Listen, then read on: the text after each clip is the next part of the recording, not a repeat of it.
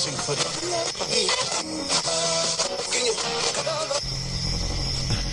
is being broadcast by the Department of Defense of the Republic.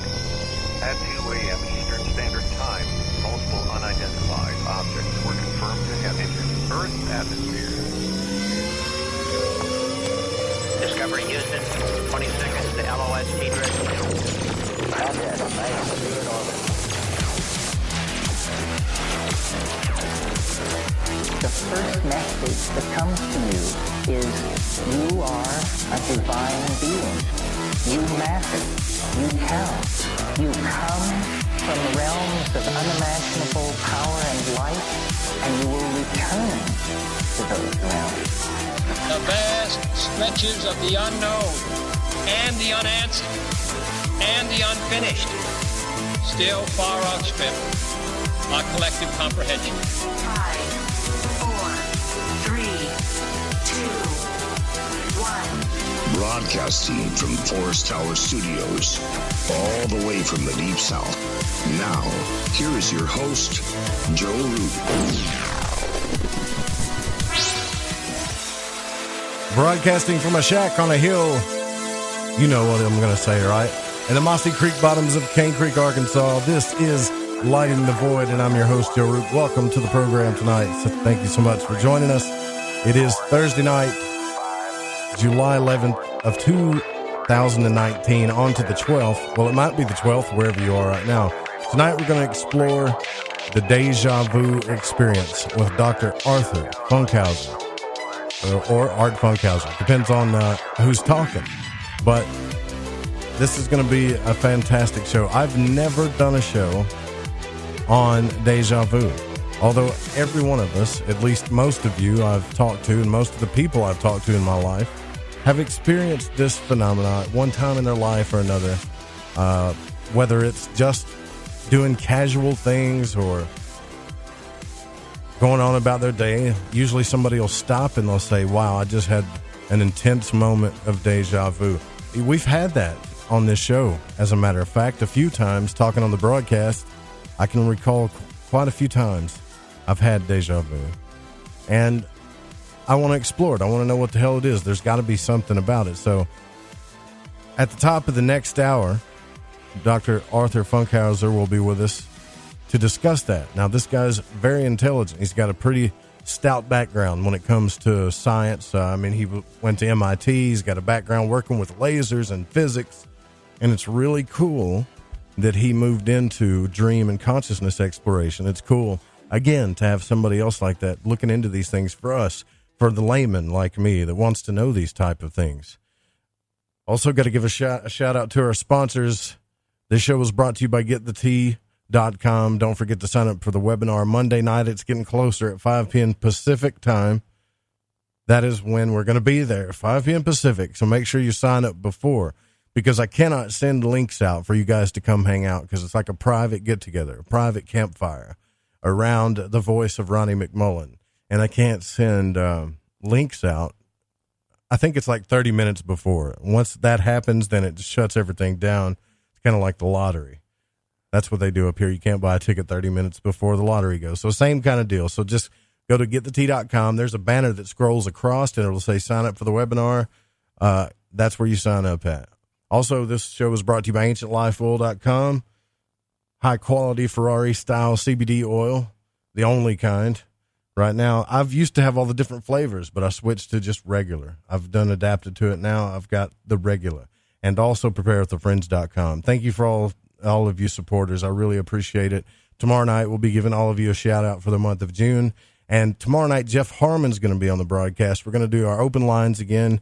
And I was talking about the strange energy and stuff that's been happening. So we're going to bring that up, and Jeff's going to come back and explain this a little bit more and a little bit better. But there's definitely been something strange going on. If you have a UFO sighting, which is another hot topic right now, go to UFOseekers.com, file a report, check out their YouTube channel first. Actually, do me a favor. Before you just go to the website, go to their YouTube channel first, watch some of the videos, and then you'll get hooked on it like I did. Some nights I just leave the videos on. And Monday night, we're going to start this all over again. So we got Art Funkhouser tonight coming on starting the second hour. And then Tomorrow night, Jeff's coming back for open lines, and then we're going to do this all over again. A special treat for you tonight, though. In the virtual shack, I have Eric Markham, our resident scientist. What's up, Markham? Hey, how's it going, Joe? And I also have Pacho is with us. I called him a few minutes before. Hey, I said, man, why don't you come on and say hi? You've done so much hard work on the broadcast. You should be able to come on the air whenever the hell you feel like it. So he's here. What's up, brother? Yeah, I'm doing good. It's good to be here while I have a free minute. Are you enjoying slaving over booking guests? Isn't it fun? It goes both ways. It is, in a way, it is fun because it's weird when I think about it that people have no idea who I am or anything like that, and then all of a sudden they get an email or a messenger message from me out of the blue, and so it's kind of a weird fun thing to play with. And it's the cool thing is when they write back. It's really cool when they write back and they want to come on the show. Yeah, you've gotten to speak with some people. I told you that was going to happen, that you'd end up getting to speak with people you never thought you would. That's already starting to happen, isn't it? Yeah, it is. It's cool to like interact with people who I've been listening to on podcasts or YouTube clips or stuff like that over the past couple of years. It's like all of a sudden I'm talking to them. It's cool. Well, I got to ask you a question while we got you. How the hell did you know? And I'm very curious. How did you know how to pick these guests? Like you know, and I'm just being honest with folks. I haven't really pitched in on the guest stuff too much anymore. I used to slave over it. Now I get to focus on other things thanks to Patrick, and he just picks guests that are perfect. And sometimes it feels like it's synchronistic. I don't want to put any pressure on you, man, but do you see how that works? How things have been happening like that? Yeah, I know what you mean. Give us your magic formula.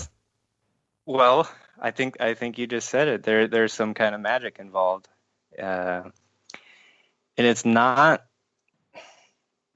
super intentional. It's like for an example, like when I'm doing some research, I'll hear a name mentioned on a podcast or something like that, or something like that. So yeah. I'll search their name and I'll try to find an interview with them. And I listen to their voice. I listen to where they're coming from. And in a way, in my mind, I can either hear you having a conversation with them or not.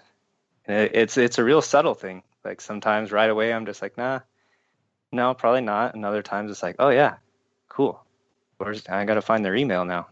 Give them a shout. God, that's so epic. So yeah, so I don't know if you would call that intuition or synchronicity or just having a gut feeling, something like that. But well, I think it's really cool. And I can tell you right off the bat, both Eric and I appreciate it a lot. Yeah. Because that's great. We're extremely stressed out, and it was kind of like getting guests for the show was very important to me, but it was one of those things where it's very important, but we had to take care of a lot of other different things too, and it was kind of hard for both of us. And yeah, we're just glad you're here. We're glad you're a part of the crew. I can't express it enough. Amen. Awesome, man. I appreciate it. So Eric, how have you been, by the way, bro? Let us know what's going on with you. No, not a whole lot. Just waking up, trudging through the day, and going to bed. Hey, you've been watching that show, Strange Angel. I brought that up last night. The show about Aleister Crowley, JPL, and the all of that happened to him. Do you think they're pretty accurate with that broadcast, with that show? I think they are. I mean, of course, they're throwing a lot of story stuff in there, but as far as like the big details of what happened in the history line and stuff, I think they're doing a good job. Yeah, I think they're pretty accurate. Obviously, they're doing a lot of TNA shots to get ratings, but I think the underlying theme of what the religion was about and some of the infighting within the agape is probably very realistic. Well, the reason why I bring that up is before Art comes on, I wanted to talk to you guys about deja vu. Now, I know all of us have had it, right? We've all had that deja vu experience. I'm not even going to pretend to understand what it is, but I'll start off, and then I'll let you guys tell me what you think it is. And then when he comes on, he's really probably going to give us some quality information. But I think I'm starting to believe in this alternative timeline theory. And the reason why I say that is because I don't want to believe that we don't have a choice in what we do.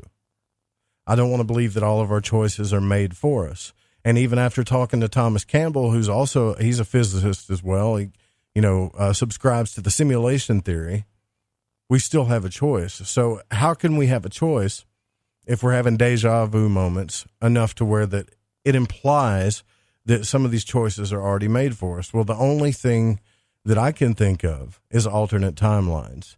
And if you think about it, and I mean, it would have to be millions, probably a number we can't imagine, of timelines and choices all happening at once.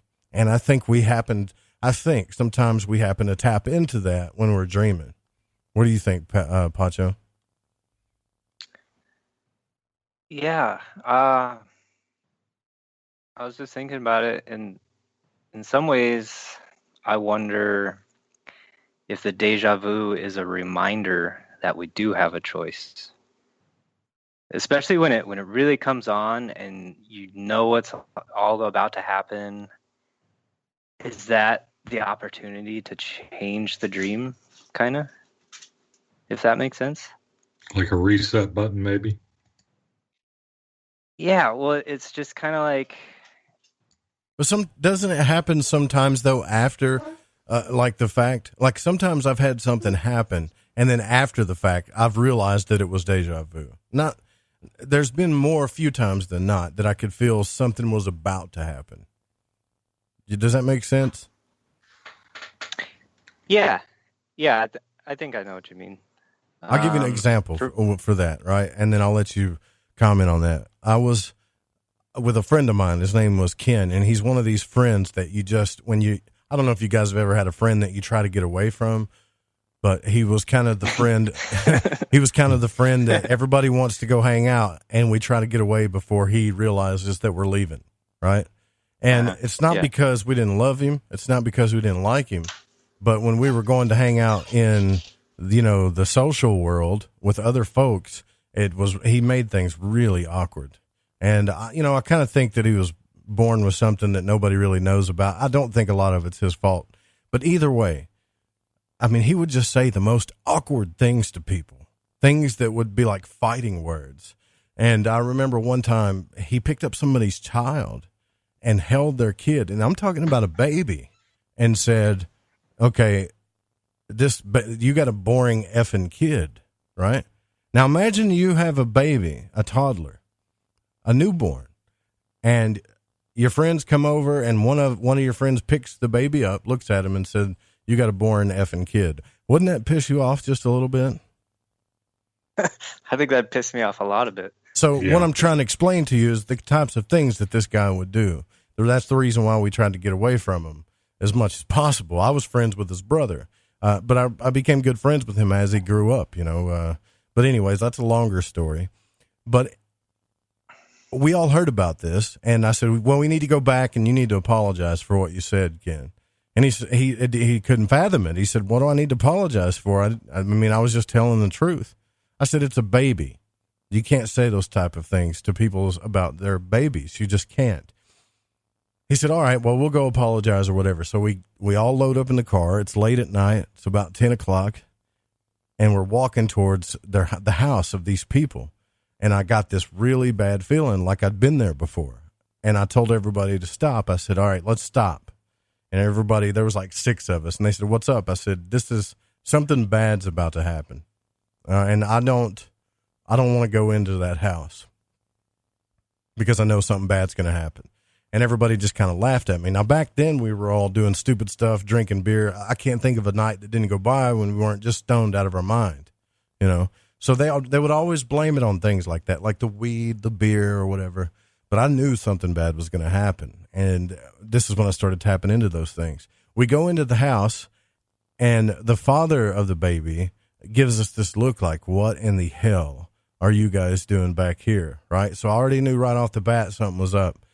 And sure enough, as soon as Ken walked over to say he was sorry, I got that feeling again. This time it was super amplified. And you know what happens next, right? I mean, surely one of you guys knows what happens next. A fight breaks out. Yeah. I was going to say things don't go well. Yeah. So we're scrapping in this guy's house and the door shut. And Ken is taking punches by this guy. You know, he could take a punch, right? No problem. But I was afraid because there's a gun closet there. These guys are super Southern. The type of people in Arkansas that when you don't want to confront because they're liable to do something crazy. And I can't get out the door. I can't get to the door. And I got filled with a lot of fear. You know how when you get filled with adrenaline and fear all at once, kind of like the fight or flight thing. And then it triggered it again, and I was wondering if that triggered it. That was one. There was only like 3 other times in my life when I've had deja vu that I knew something was about to happen. All of the other deja vus in my life is when it happens, and then I feel it. Right? Okay, I see what you mean. So you were saying that you thought that it was something that reminds us of that we have a choice, right? Well, yeah, because for me, it's usually somewhere in the middle where it's not like a precognitive thing, and it's usually not where like it happens and I was like, oh, what was that? Oh, usually I get the feeling as it's coming on. It's like an actual feeling, like the air around me gets thick, almost like I go into a waking dream, and then it's like I'm watching the dream play out in front of me, and I kind of already know what the script is. But then that makes me wonder, it's like, kind of like, can you wake up in the deja vu moment and like waking up in a dream, and can you then have control over it or change it somehow? Like, do we have that kind of power or ability? I would hope so, because if we don't, then that means we don't have a choice, right? Right. Like this stuff is already like all of the choices that we're making are just illusions. We think we're making the choice, but it's already happened. Mm-hmm. What if it's what if it is an adjustment to the timeline? Like an adjustment, like a glitch in the matrix, you mean? Well, no, something went wrong, and somewhere, I guess maybe you could go with the glitch in the matrix type of thing, but maybe something didn't turn out the way it was supposed to be, and the deja vu is the reset. Huh. Like you take the different path and everything works out okay. Maybe our higher selves or some other higher intelligence goes, no, that that's where it went wrong. Rewind, reset.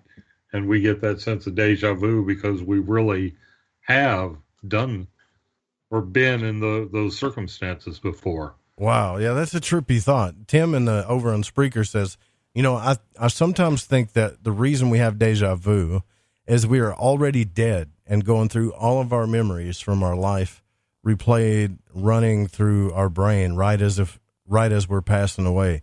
That's a trippy thought, right? Because I wonder, if we die, that's the moment we realize that time was an illusion for real, and all of these moments had already passed. That is a really trippy thought. I think I got that right. Didn't I get that right? Isn't that what he's saying? I sometimes think that the reason that we have deja vu is that we're already dead and going through all of our memories from our life replay running through our brain right as we're passing away. But how would that explain that when we have it during our... Okay. This is starting to that wake makes me up. wonder. It's like, what would distinguish the deja vu from everything else if it's all just on replay as we're transitioning or something? Are those, because a lot of time Art will talk about this too. The deja vu is often, I mean, in your story it was a sort of significant. It was like a precog deja vu. Yeah, but he talks about how it usually happens with like really mundane things. It's not big traumatic or crazy life events. Yeah, it's right. like you'll be like washing the dishes and it's like, whoa, I've been here before. Crazy. I've done that too. I've done that many a nights on the program. I think, didn't you say, Eric, you had deja vu one night when we were talking too? Just talking about nothing. And it's almost like all of the settings, the surroundings, and every little thing is so perfect that it triggers you. Because some people think it's a coincidence. Like some people say, well, you've been here before in a setting like this before in your life, and that's why you feel that way. But I don't think that's true at all. Because of the feeling you get. I remember what you're talking about, and it was, we were... Wasn't it when we were talking about killing mice? It was, yeah, whatever, yeah, something weird like that, and it was just like, wait a minute, we've had this conversation before, but we hadn't.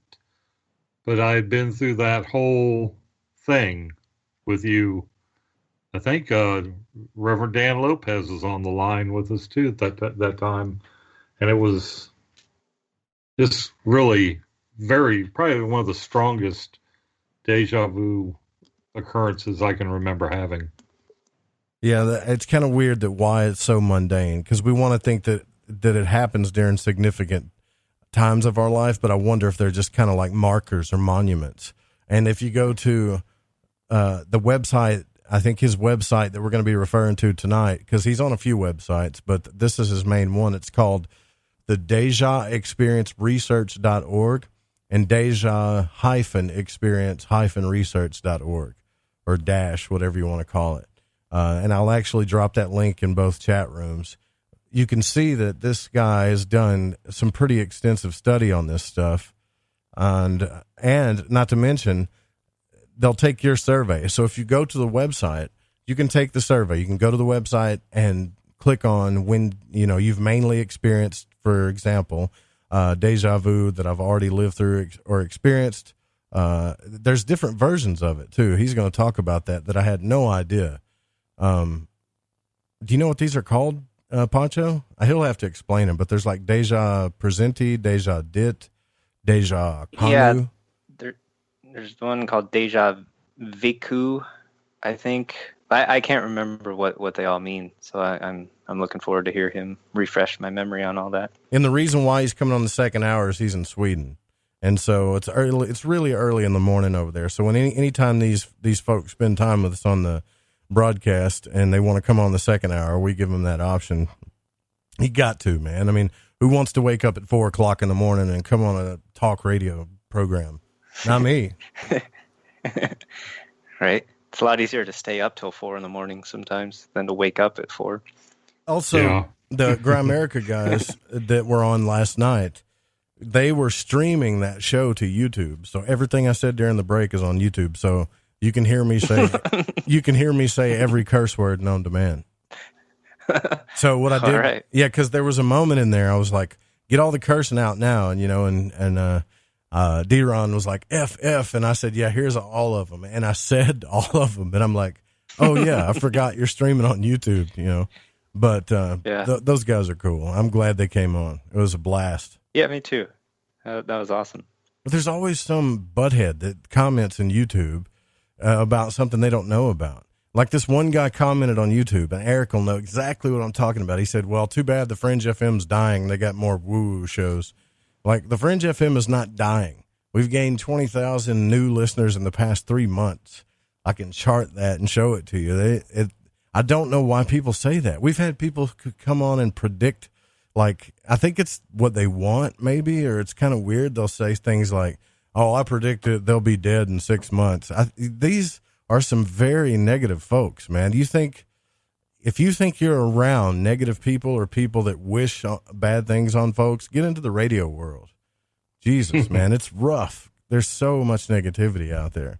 And the YouTube comments are like the worst place in the world to get any type of validation or real information. I think if I had to look at Facebook comments, Twitter comment, I don't know, Twitter's pretty rough too. But YouTube would run a dead last on that. There's not too much quality in there, but thank God we got some listeners over there that keep things under control. And speaking of which, if you go to the Fringe FM chat, that's one of those places, again, that I'm in love with. Like, I'm in love with Discord. Back in the day, I used to hate it. I talked so much crap about Discord. I said it was stupid. It's not the right place to go. You shouldn't go there. But indeed, it is the place you should go because we get to do whatever we want. pretty much, don't we? I mean, from your experience, Eric, we get to post whatever we want. Nobody's telling you what to do. You're the one that gets to decide what type of content you want to display. So it's like a social media network, but where you can do what you want, and then you can assign who kind of runs the show in there, and you make rules, and it's like what a real chat room should be like. It's like Merc. You remember those old chat rooms? I don't know if you're old enough, Pacho. How old are you, by the way, if you don't mind telling me? I'm 36. I mean, you're my age, so you remember those. You remember those old, what were they called, IRC or MRC chat rooms? Like way back in the day? Yeah, like, way back in the late 90s, like when AOL was on and all that. Yeah, I kind of remember that. We mostly just had internet. Well, that's like when the internet started showing up at school. We didn't have it at home for most of that. Those were some seedy chat rooms, right? They really were. They were like some really seedy stuff went on in those places. And you had moderators, or supposedly moderators, that were supposed to be running the stuff, but it never really worked out. Well, it's different. Like I've got over on the Discord chat that we have on the Fringe FM, I've got like 20 people that if they all decide you're being a butthead, you're out. You know, they can ban you for a little while if they want. They can make their own rooms. I know like some of the people over there have made their own music rooms and nature rooms. It's freedom. That's all I got to say. So I'm hoping that this thing grows, this Discord style of internet stuff grows, and social media is starting to take a dive, in my opinion. It really is. I don't know what else to say about it. Facebook is like, you can't even post anything anymore. And they try to push you to buy ads. And if you don't, then they don't display your content, or they'll do it an hour later or something. Anyways, I'm ranting now. I got off the deja vu subject, but I wonder while we're doing this. Oh, wow. Tonight, Joe doing a rant. Yeah, I think that never happens, right? Deja vu. Yeah. But anyways, we got to take our first break. We'll be right back with Eric and Pacho, and then start the second hour. We're going to have Dr. Art Funkhouser come on. We'll be right back, guys. Don't go anywhere.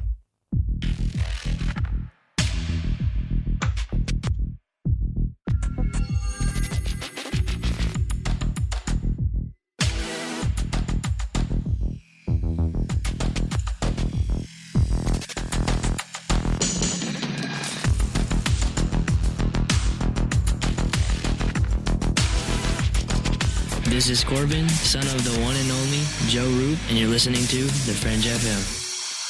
Hola, Fringe listeners. This is Dave Cruz of Beyond the Strange, and you're listening to The Fringe FM.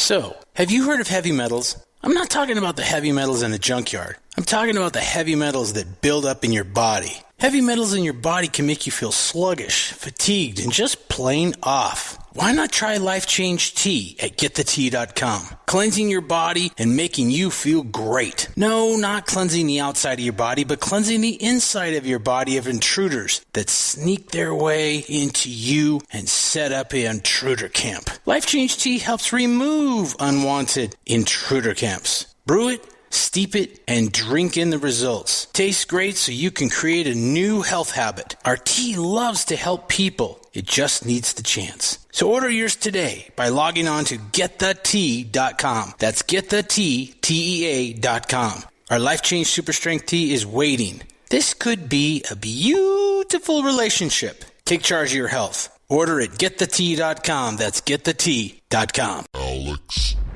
X. Hi, I'm Alex Exum, and you're listening to The Fringe FM. We've heard your feedback loud and clear. You called it out, and now we're answering. All new live programming, 5 nights a week. Always remember, The Fringe FM is for you, the listener, and we appreciate your feedback. Keep the feedback coming. You can email us at talkback@thefringe.fm, call the station at 501-777-5631, or send us a message on Facebook at The Fringe FM. Listen, I want to tell you about G.I. Joy from GetTheTea.com. It's the best alchemical concoction of goodies for your stomach and digestive system I can recommend, and that's all based on my experience. Packed with colostrum, acidophilus, aloe, peppermint, and turmeric. If you do your own research, then you know this is the bee's knees for the stomach and digestion. Now, due to Big Brother's ears and the eye in the sky, I can't go into the details about what it helped me with. All I can say is I got relief. It's non-GMO, no fillers, no preservatives, manufactured right here in the US of A, and delivered to you by the only people who stay on top of the game and are out in front. Go grab a bottle of G.I. Joy at GetTheT.com and see what all the fuss is about. Again, that's GetTheT.com. Are you intrigued by Paranormal Talk Radio? You'll love the new Paranormal Radio app from TalkStream Live. You'll find a great selection of talk shows covering UFOs, ghosts, strange phenomena, and much more. Download the Paranormal Radio app now and start listening to the very best in paranormal talk entertainment, including the network you're listening to right now. The Paranormal Radio app. Free in Google Play and the iOS App Store. All right, everyone, this is Justin from the UK. Excuse the chitty. If you're into the Fringe and you want to hear the brass tacks, my old china plate, Joe Roop and his guests on Lighting the Void will open your mince pies. You need to shut your north and south and use your 10-speed gears and listen to them bubble. You could hear a Barry Crocker, no Brussels, but he ain't no holy friar. Anyway, you be the Barnaby Rudge and take a butcher's. I'm Ryan Gable, and I want to remind you to keep your radio, phone, tablet, or computer tuned to The Fringe FM, and visit the website, thefringe.fm, to listen to the entire lineup of shows. You can also catch my broadcast, The Secret Teachings, Monday through Friday, beginning at 12 a.m. midnight U.S. Pacific Time, right here on The Fringe FM. Howdy, this is Catalina, and you're listening to Lighting the Void with Joe Roop.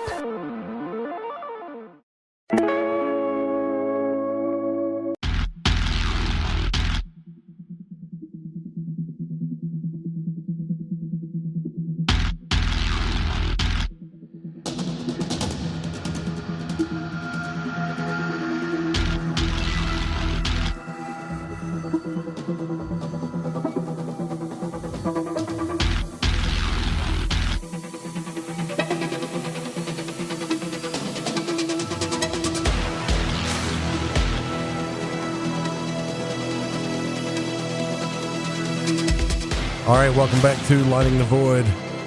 Hey, I want to tell you guys, too, if you go to the website, there is, at the contact page, there is a speak pipe button. So if you're tired of hearing the same commercials or you're tired of hearing the same stuff during the break, you can always pitch in because we want to hear from you. And people have been asking me, like, well, I want to do it, but I don't know what to say. I'll tell you what to say. You hit that button and you say hi.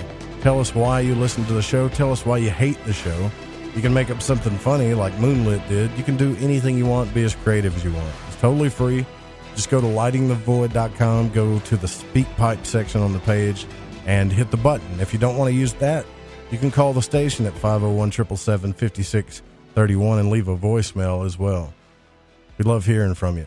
And tonight we're going to be talking about the Deja Vu experience. That is coming up just shortly at the top of the hour. And before we have Dr. Art Funkhouser on, I'm discussing with the scientist, Eric Markham, also with my producer, Pacho, a.k.a. Patrick.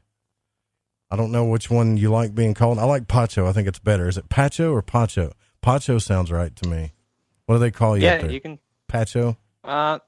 Pacho's like how my parents used to say it when I was a kid. That's where the name came from. But Pacho. My parents called me Joe Tough. Nice. I had a bunch of nicknames, actually, but that's the one that mostly stuck around. I always thought it was because I could fall down a flight of steps and I wouldn't cry, but the reason why they nicknamed me that is because when they asked me what my name was when I was a kid, that's what I'd say. Joe Tough. Instead of Joseph. But anyways, right. So the Deja Vu experience, right? That's Dennis put those different types in the Spreaker chat. I can't wait to hear about that. Already tasted. That's an interesting one. Have you guys ever had Deja Vu when you tasted something new, but you felt like you've already tasted it? No, I can't say I have had that one. Really? Me either. Maybe I don't think I've had that. I won't go there. Well, yeah, let's not, please. But I think, I think when that movie The Matrix came out, right? When he said, hey, when he saw that cat and he goes, hey, what was that? And everybody was like, or Trinity asked him, they said, what? And he goes, never mind. And she goes, no, what was it? And he said, well, that cat went by through the hallway, and then I turned around and looked again, and the same cat went through the hallway again. And they're like, it's a glitch in the Matrix, you know? I think sometimes that's what deja vu is. I think it could be us kind of peering through the program a little bit. Because if this truly is an illusion, like a lot of people say it is, like it's the perfect illusion, the perfect setup, then I think sometimes we tap into whatever's on the other side of the illusion, or maybe we touch the barrier, and then we have moments like that. You know, I mean, I'm not trying to take away from people's spiritual powers or whatever they say they have, psychism or precog or whatever it is, but it could be that, man. It could just be like a glitch. You know, what do you think, Eric, about that? Well, yeah. The human brain. If we are in a holographic universe, that could very well be the case. I almost wonder if it's not that we just have a sort of a latent precognition, and it's not something we can control. Maybe it's an old, holdover when we were a prey species more than a predator, and it's some kind of a survival mechanism we've kind of grown away from now. And it just every once in a while it expresses itself. I can't wait to talk to him and figure out what he's figured out about this. When you talked to him on the phone, did he ever tell you how many people that he actually talked to, or how many people he studied, Patrick? Did you get an idea of how extensive the research was? Well, he's been doing it for a while. And it's been years since he's been like working on, and as far as I know, he's like one of the only, if not the only, Deja researcher. Right. And I've never really heard of anyone else, and I think I remember that coming up. But he really encourages people to take the survey on the website, because that's a big part of his research, is just hearing everyone's experiences and, you know, looking for correspondences and I'm going to do patterns it right now. Or right now. Okay. Yeah, so I'm at the website, Deja Experience Research, Deja-Experience-Research. And out of all of these, already lived through or experienced, already heard, like a sound, tasted, known personally. Oh, that's a big one too, right? Like I think, you know what I'm talking about? I know you from somewhere, or I know this person. Oh man, that happens all the time. Already, I'll even ask people sometimes, and they get kind of weirded out. Already said. What is that? Deja did something. Somebody already said. Already had a presentiment. That's probably a word that my Arkansas vocabulary can't understand. What does that mean, Eric? Presentiment? Yeah, already had a presentiment. Oh, let's see. That's way down. Oh, good. It's not just my Arkansas vocabulary then. Had a presentiment. I'm thinking that's like precognition, or you feel like you knew that, or an intuitive feeling about the future. Yeah, you're right. That's what it is. Okay. Precognition. So out of all of these, for me, it's a toss up between already have been to a place or I've known someone personally. I'm going to select already had been to a place, because that's happened to me so many times. Wow. And I've had that dream before, like a repeating dream. Oh, cool. Or I'll be in a dream and say, hey, this is a rerun. Yeah, that's happened to me before too. So the cool thing is when you submit the survey, then it shows you on the website where you are relative to everybody else, right? So 38% of the population is the highest number on this survey. And it's Deja, I think it's called Deja Vécu or Deja Vécu. He'll have to tell me what that is, but it means already lived through or experienced this. In other words, I've experienced this before. That's the most common. Yeah, that's you find the most yourself common. in a situation, you feel like you're doing it for the first time, but there's that overwhelming feeling that you've done it before, right? And you know you haven't. The second most common is a mixture of all of them. And the third most common is what's called Déjà Rêve or Rêve, which is what you said, Eric. Means I've already dreamed this. I've already had this dream before. So I encourage as many people as possible, if you're listening to the show live or if you're listening to the podcast version, to go to the website and check the links in the show note. Go to the website and take that survey, because that's really going to help his research out, I think.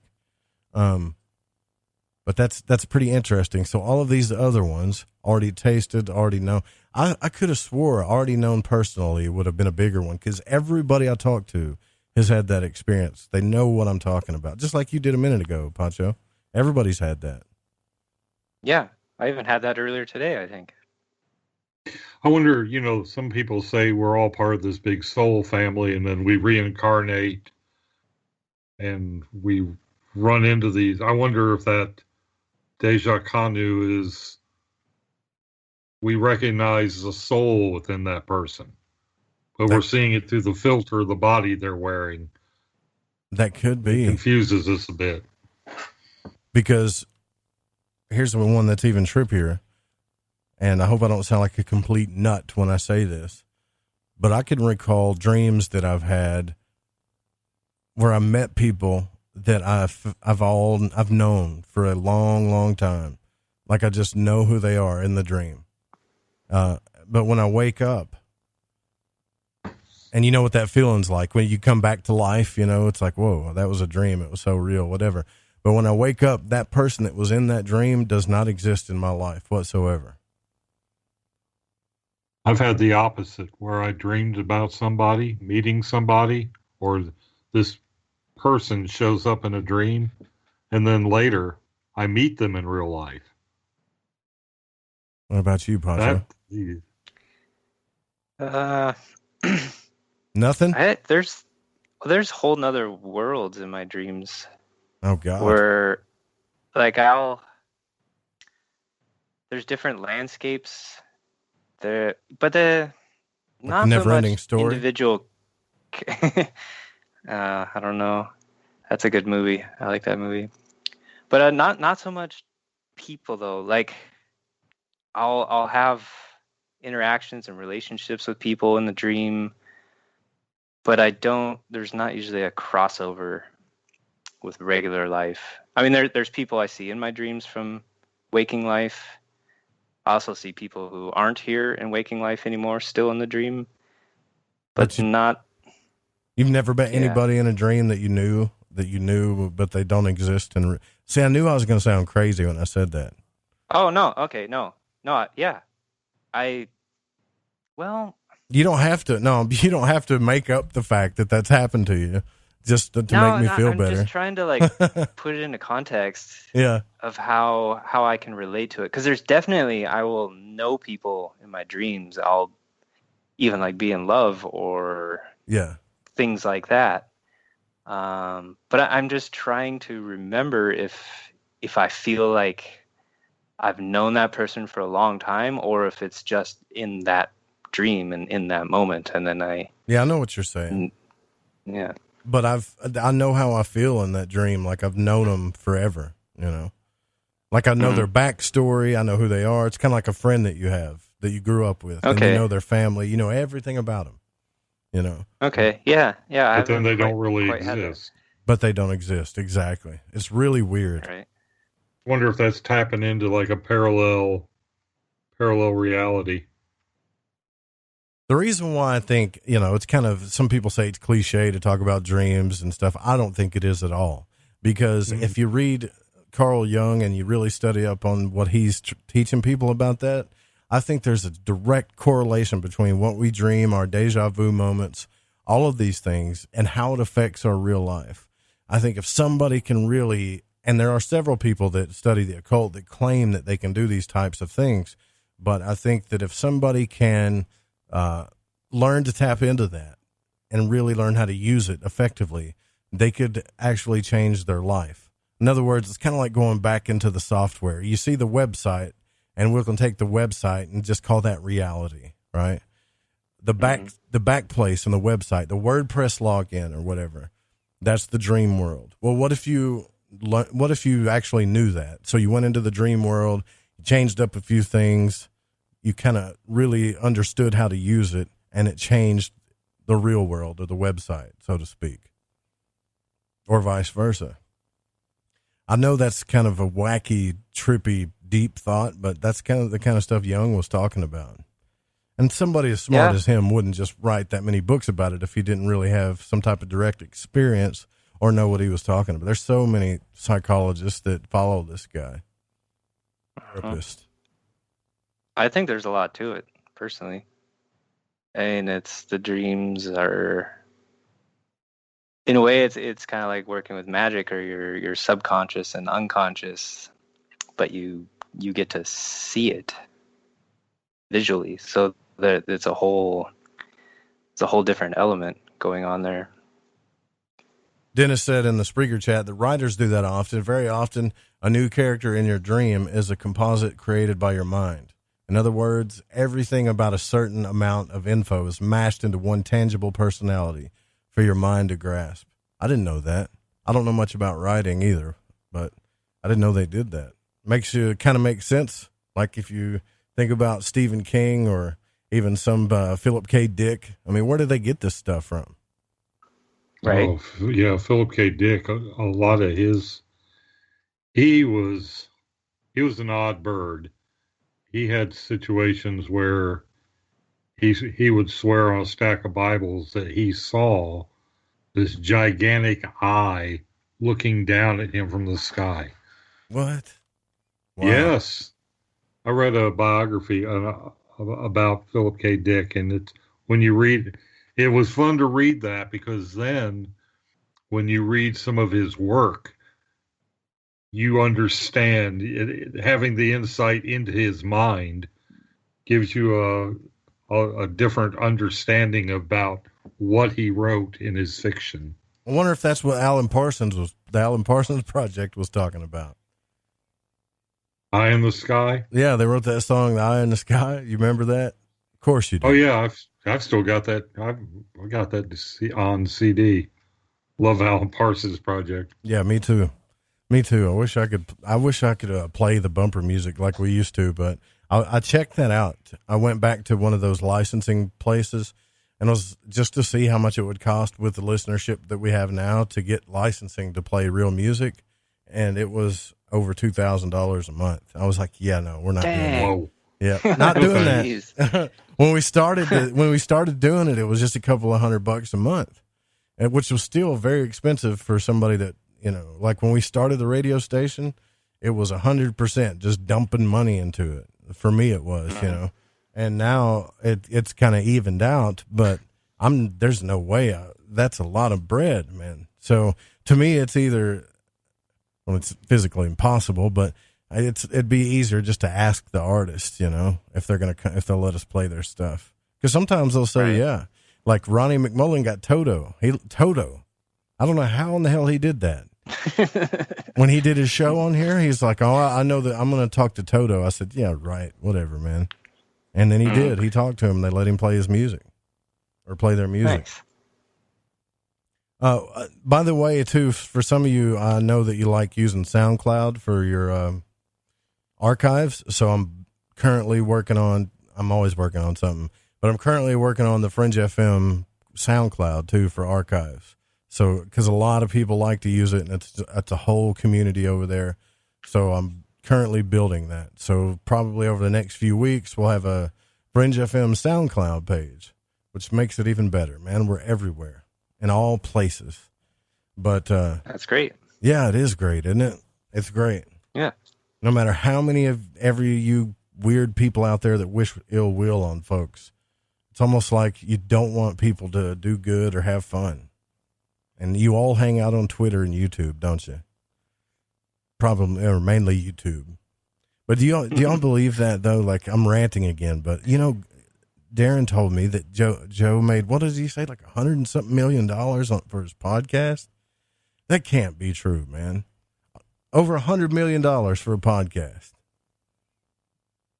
That doesn't. Yeah. It doesn't sound right. I don't see how that could like correspond directly, but maybe somehow his podcast is related to that much money being tossed around. But I wouldn't think it all is just going to him as profit.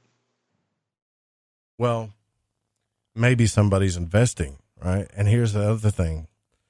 I'm going to pop this question, and it might sound ridiculous to an academic like Art, but I still got to ask because I've got so many people that talk to me about this stuff through Messenger, through email, through everything, and they all tell me that somebody is controlling our mind. You know, they bring up the MK Ultra stuff, and you know, the government can tap into our dreams. And I used to think, whatever, man, nobody can tap into your dreams, until I read Robert Monroe, right? So I wonder if that's possible. I'm going to ask him about that. Probably he might not know, but I still got to ask. Mm-hmm. Kind of different. We're all probably going to sound completely like idiots when he comes on, you know, because we're just speculating. Yeah. I like to speculate after I get the information, but it's all good. It's all part of the fun. I hear you. That MK Ultra stuff's kind of starting to piss me off lately. What do you mean? It just seems like every other thing is suddenly an MK Ultra project. Like some of my favorite books, some of my experiences growing up. Every time I turn around nowadays, it's like, oh, that's an MK Ultra thing. Yeah, me too, man. Pissing me off, to be honest. yeah. I'm not denying the fact that MK Ultra exists, but I even had one of my friends. No. I had a relative that was a Rosicrucian, and you know they're involved in MK Ultra, and I said Rosicrucianism and MK Ultra don't go together in any kind of way. Like, do you have documents for this? Well, he could have been a Freemason. I wasn't sure. I was like, oh God, here we go. You know? Yeah, that's what I mean. It's like, to what extent are people just running with it now and just feeding it, and almost like fear mongering in a way, or you know, but kind of like when everything in the paranormal was demons. Yeah. Yeah, that's a good example. But if you do your research, which that's a phrase that a lot of people say, if you do your research, but if you do, you'll see that there is something real about a lot of these things, but it's so hidden and it's so evil that I don't think anybody's got their thumb on it. And I'm going to do a show about that one night. I got to be real careful about how I do it, but I've uncovered some stuff myself and a few friends of mine that absolutely does have to do with the occult and some pretty wild and crazy stuff that's going on. And with some events that happened recently that I'm not sure what I can talk about or what I can't talk about or who I'm going to piss off or offend. All I know is I have pretty much figured out that there is something dark going on.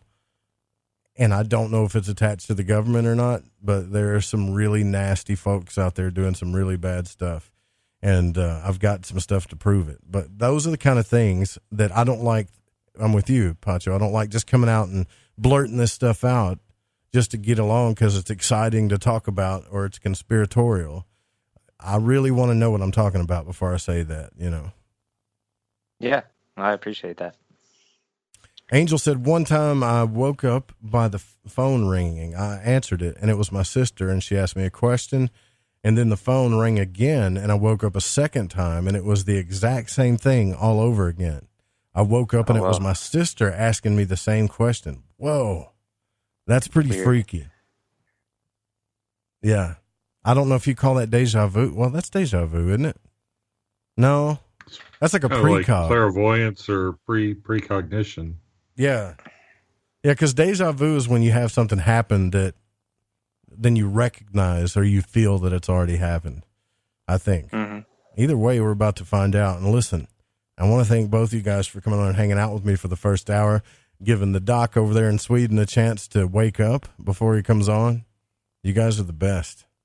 Pacho, thank you. Eric, yeah, you're welcome.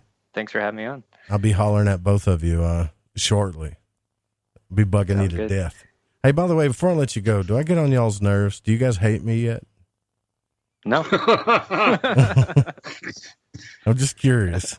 No. Let's get it all out right now. Let's get it on the off. You're like a brother to me, Joe. Yeah, I appreciate that. I really do.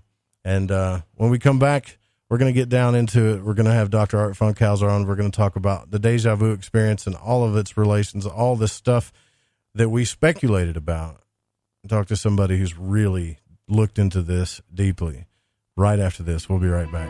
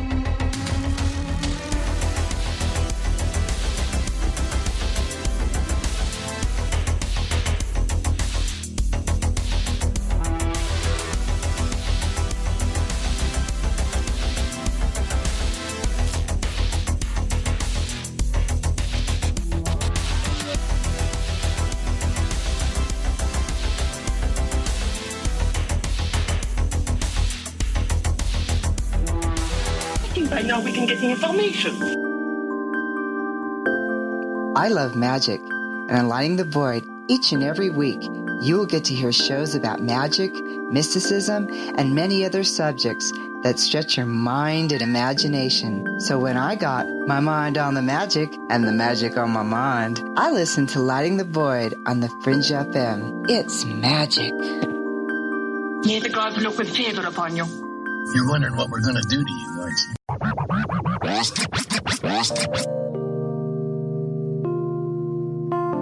This is Elle. I listen to Lighting the Void because it's interactive radio with good content, interesting guests, and a humble host, sharing his journey through the esoteric. Hey, Joe Roop. Thanks for having us along for the ride. Thank you so much for a delightful evening. Well, I got a lot of ground to cover.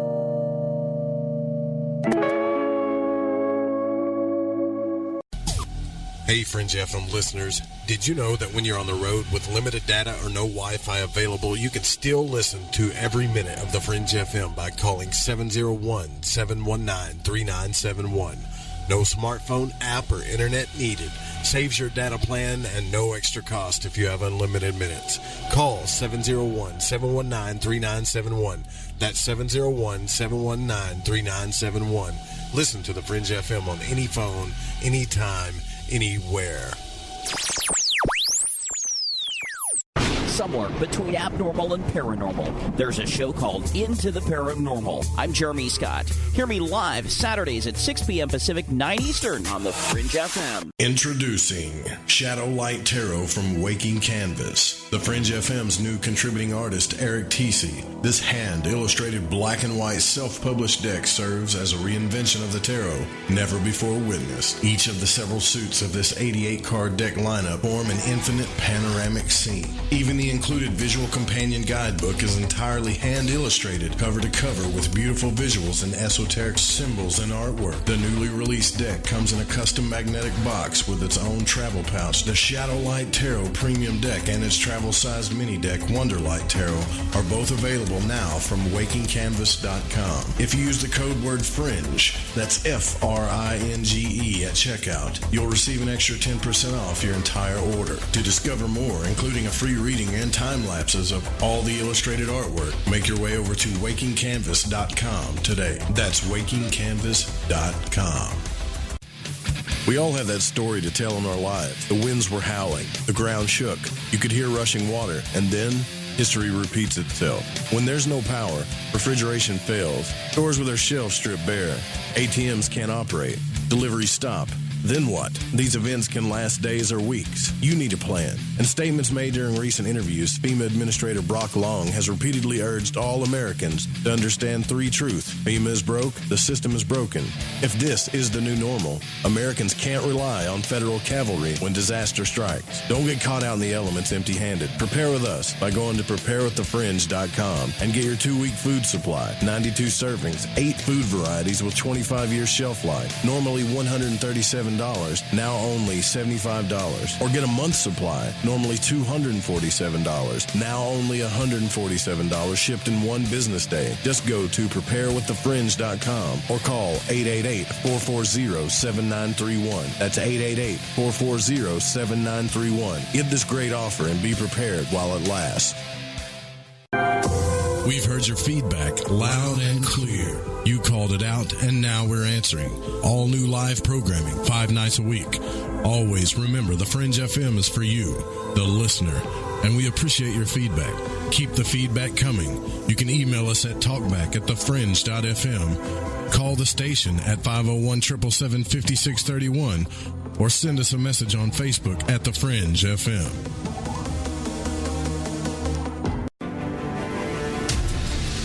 Do you want to know the truth?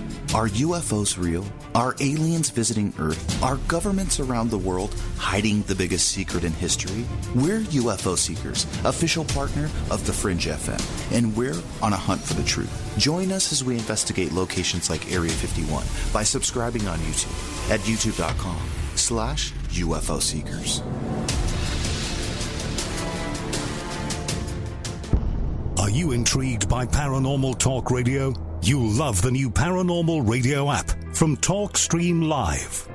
You'll find a great selection of talk shows covering UFOs, ghosts, strange phenomena, and much more. Download the Paranormal Radio app now and start listening to the very best in paranormal talk entertainment, including the network you're listening to right now. The Paranormal Radio app, free in Google Play and the iOS App Store. You're listening to Lighting the Void Radio.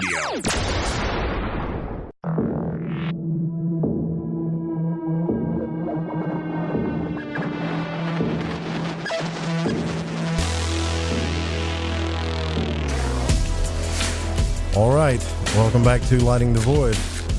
I'm your host, Joe Root, and now we're going to bring on our guest, Dr. Art Funkhouser, who's a Jungian psychotherapist from Bern, Switzerland. He is one of the founding members of the International Association of the Study of Dreams and one of the world's leading researchers into the Deja phenomena, primarily in the field of Déjà Rêve and precognitive dreams. Now, he has vast knowledge of history and the leading research in this field. Art Funkhouser was born in 1940 in Indiana and grew up in Oklahoma, and he has lived in Switzerland since 1973 and is the proud father of 3 children and 4 grandkids. His first degree was in physics at MIT in 1962, and he studied coherent optics, and he was involved with the early work in holography at the University of Michigan in 1967. He worked in metrology for NBS, or now NIST, from 1967 to 71. And he earned his doctorate in the field of digital picture processing at the Swiss Federal Institute of Technology in 1979. And then from 1981 to 93, he worked as a physicist in the eye department of the Insel University Hospital in Bern, Switzerland.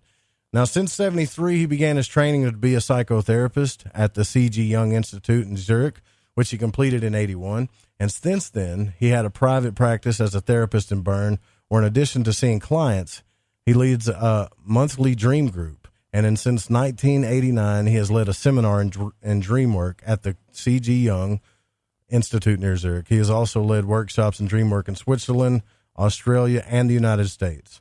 Several years ago, he was the originator and co-director of a research project into the effects of dream telling, supported by a grant from the Swiss National Science Foundation.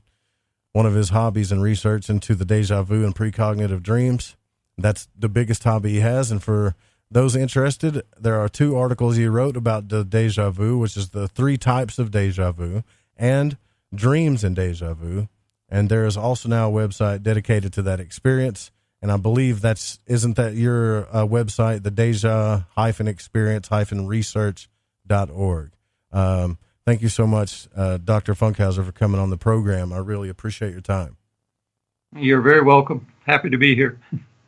I want to know though, like I've never got to do a show on déjà vu ever. And I didn't even know that there was people that actually studied, this experience. 'Cause usually when it comes to déjà vu, they like to group it in with a other things, but you specifically are studying this experience. Why did you get so interested in just this? I mean, because you have an extensive background. There's so many things you could have got into. Why this? What got you into this? Experiences that I had as a youngster in my teens, which were precognitive, where I knew what was going to happen before it did. And I also realized, I had first experienced this in a dream. And then I went around asking people about it, and nobody knew what I was talking about. And it wasn't until I was in the Washington, D.C. area at the National Institute of Health at the library. I told somebody there, the librarian, that I was interested in what I had experienced. And he said, "Oh, you're talking about déjà vu." And that's when I first heard the term. And that started me off on it. I said, well, people need to know about this. Yeah. And at that time, I didn't know of anyone else who was looking into it. So I thought, okay, I'll do it. Yeah. So, I mean, that's so fascinating to me, because with your background in education, there's a lot of cool stuff you got into there. But still yet, you're like the rest of us in a way. You want to know the bigger mysteries of life, and the bigger mysteries of the things that can be, that supposedly no one can find answers to. And I love the fact that you're doing that you're studying this. But what I didn't know is that there are several different types of deja vu. Like, I always just called it deja vu, but apparently there's all kinds of different types of deja vu, isn't there? I prefer to say all types of deja experience, because deja vu, which is French for already seen, limits things to just visual experiences. And it's been shown that blind people have deja vu.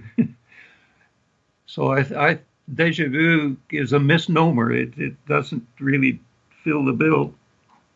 I prefer to talk about déjà vécu, which is French for I've already lived through this. And déjà visité, that means I've already been to this place before. And these are separate experiences. And I don't think one should lump them all into one title or one term, which is misleading. But it's going to take a while. The déjà vu is so common, and everybody is using that, so I'm not sure I'm going to be able to change people's minds on it. But it's what I'm working on. Well, I think we're all glad that you are working on it, because it's to people like me, and I'm sure to a lot of other people, it's a supernatural type experience almost.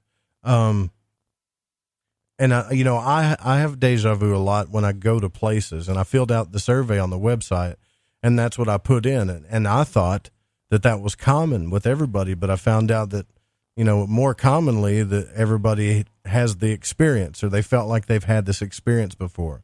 Where for me, it's always been like locations mainly.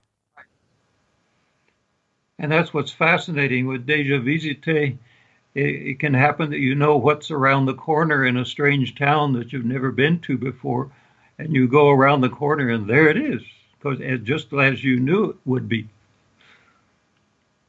Now, there's several explanations for deja vu, and you talk about them. Some people think it's brain malfunctions. Some people say it's psychological difficulties. Others have said more metaphysical things, like it's reincarnation or precognition. Has your research and studies, have they led to any answers if it's one or the other? I think the problem is that we won't make any progress as long as we have everything lumped into one term. If we investigate various forms of déjà vécu and various forms of déjà visité and other kinds of déjà experiences, then we have a chance of figuring out what's causing them. It's just like depression or schizophrenia. There are many different kinds, and each kind can have its own cause, its own explanation. Okay, I so see. I see what you're there saying. are many explanations put forward. There's an excellent book by Dr. Alan Brown and called The Deja Vu Experience, 2004. And in the book, he lists 53 different definitions of deja vu. Oh, wow. And there are something like 8 or 9 chapters devoted to all the various explanations that have been put forward. That is amazing to me. Yeah, because I've always just lumped it in as one experience. What about precognition? Can that be separated into different types as well, or do you think that that's just well defined as it is? Well, I think it's basically okay. One has hunches and one has premonitions and intuitions. So these are different forms, if you will. But with precognition, we're up against a major problem, and that is that the scientific world doesn't recognize that it exists. It's a sheer great way to kill your career if you mention in a scientific paper that you believe in precognition. I was going to ask you that. Because we don't, scientifically, there's no explanation of how we could know something about the future. And yet people do this all the time. And so am I right in assuming that you've had many difficulties in yourself in the community trying to present this academically? I'm just assuming based on what you're telling me.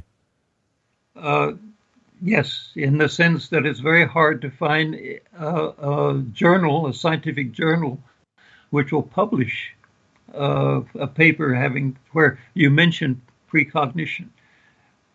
About the only way you can get around it is you say, people claim to have precognition. That way you're not saying it really exists. Wow. Yeah, I've noticed that. I'm starting to pick up a pattern.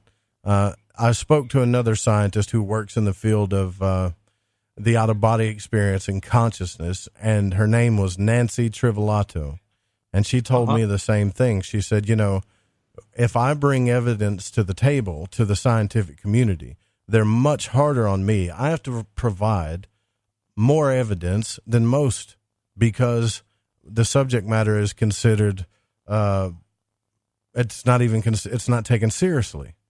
No. That's pretty much that's what happens to you too, right? That's pretty sad.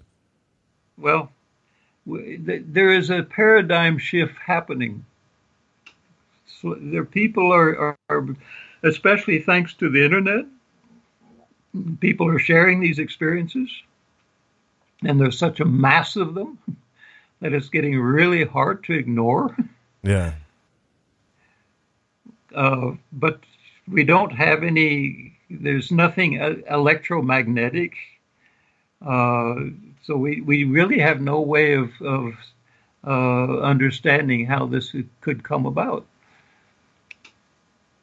Right now, I just read a paper about entanglement in time.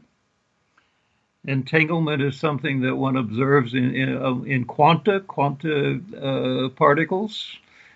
Electrons and photons can be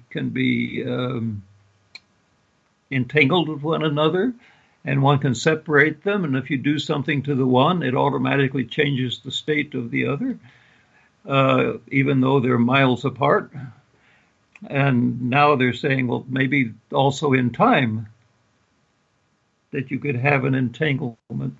So people are making, the physicists, the funny thing is the physicists are much further and far more open to these kinds of ideas than the psychology community. Especially people that are, in the camp of Sigmund Freud mainly? I mean, I would think the people that understand Carl Jung would like you do, like I know I probably didn't pronounce it right because I got the Southern accent, but Carl Jung seemed to understand these type of things. But when I go out in the real world, not the internet, but in everyday life, it's hard for me to find a therapist with a Jungian background. So, yeah, I can totally see what you're saying. But, yeah, the internet has helped us all. I just wish that more people would get behind this stuff, like financially. Like, I think people should get grants, just like any other scientist should. And that's what we're up against. It's probably hard to get a grant to study on something like that. I'm just assuming. Yeah, it is. And it'd be nice if you could say, well, we need a medication, and then suddenly you could get the pharmacy industry behind you and giving money, but it doesn't look like there's any useful result that can then be sold of this kind of research. And the other problem is that Deja experiences happen so randomly, so sporadically. It's not something you can reproduce in the lab. And there have been many attempts using hypnosis and things, but none of them have been very convincing. So it makes it very hard to study. You just have to take people's word for what they've experienced. Yeah, that's not very scientific, is it? Not really. But you're right, though. We know. Well, actually, I made an assumption before the show came on, and I said most people have this, right? Or pretty much everyone has deja vu, and you said no, only about 65% of people actually have these types of experiences. I thought that was fascinating. And if you, that's according to Gallup polls, and if you survey college students, then the frequency, the incidence climbs up to about 79% in the last polls that I've seen. And this also is true in various cultures around the world. It's not just in the U.S. What I find fascinating is there are no other words for this in any other culture. In Japanese they have a word kichikan, which means deja vu, but that's just a translation of deja vu. It's not like something like they had their own experience that they then had a word for it. And in Indian, in the Vedas, Upanishads, you also do not find any discussions of deja vu. And this makes you wonder, is this a new phenomena that's only been around, say, the last 300 years? Got a point. I find that intriguing. Yeah, you've got a point. I never thought about that, and I consider myself a spiritual person, but you're right. They never talk about deja vu in any of these texts. It's always meditation or the out-of-body experience, consciousness, awareness, behavior, stuff like that. But they never bring that up. That is, I never even thought about that. Maybe it is something that we picked up in just recently. Most you get are the texts on reincarnation. Well, where people are remembering previous lives. Is it okay to ask you, though? I mean, I know it's not very scientific, but is it okay to ask you, Art, what you believe, or not what you believe, but what do you think that it could be more than likely? Do you have an opinion on it based on everything you've studied? It's not, you don't have to give me a fact, but what do you think it could be? Well, again, I don't think there's one explanation that's going to fit all instances. In my case, for me, my deja vu experiences were clearly related to dreams. I could remember, last time I was asleep and I was here in this place and experiencing this. And, but I don't, I have a survey up on the internet, as you know, and in that survey I asked people what their favorite explanation is, and about 35% say that they chose dreams as their favorite explanation, but that's only 35%. So there's apparently lots of other explanations that people will opt for. You know, I guess if I'm being completely honest with you, my real question would be, do you have an opinion on a metaphysical realm other than materiality? Do you think there's something besides the material world based on your research? Yes. Based on Deja vu is not so clear about it. But I'm also very interested just now in what are called near-death experiences. And for me, the mass of accounts show us clearly that there is another reality beyond this one. And it's love, which I find very reassuring.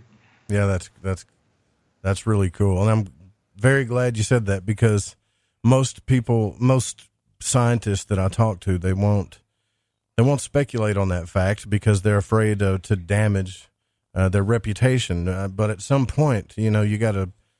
I honestly don't think reputation is that important when you get to a certain point in your life. You know, you really just kind of want to know what's up, right? At least exactly. I do. Yes. Exactly. Well, who are the other scientists that you're aware of that are alive today that are researching this subject? Are you the only one, or are there others? Specifically, the Deja experience.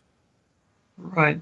Alan Brown, I mentioned, who wrote the book, probably, in my estimation, the best book out there. And he even quotes me in there, so that was nice. Then he's at Dallas, but retired. I don't know how much work he's doing now in the field of déjà vu. And then there's Professor Vernon Neppe in Seattle at the Pacific Neurology Institute. And he's also older now, and I don't now know how active he is in the research, but he also has published a series of books on déjà vu. There's Chris Moulin, who's in France. He was in England or Scotland, and now he's in France, and he's published a book. He's more of a neuroscientist, so his point of view, or what he looks into, is how is the brain producing these kinds of experiences.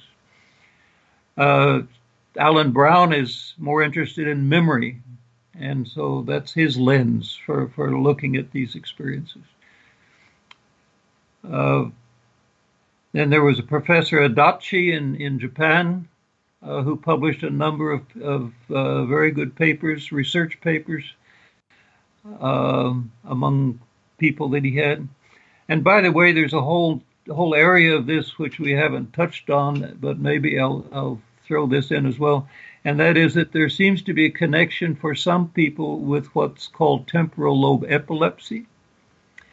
And this has its own history, that people with this particular form of epilepsy have this strong feeling, oh, I know I've been here before, or suddenly things are very, very familiar.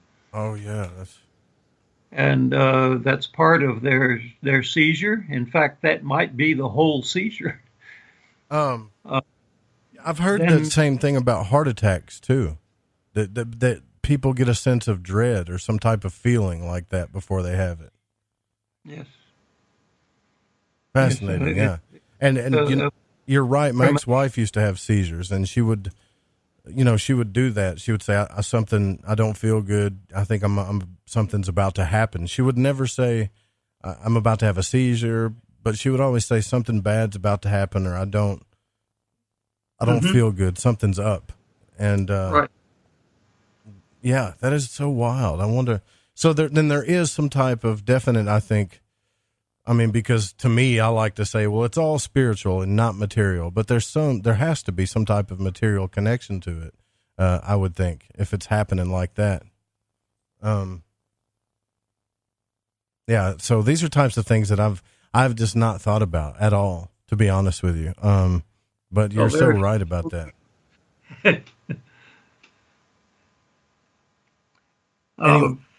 Anyways, we got to take our news break here. I've got a series of questions I want to ask you about this. And then I'll see if anybody in the chat wants to ask any questions. You can also call in if you guys want to at 1-800-588-0335. Do you go by Art or Dr. Arthur or Dr. Funkhouser? I forgot to ask you. I'm fine. Okay. We'll be right back with Dr. Art Funkhouser. You guys don't go anywhere.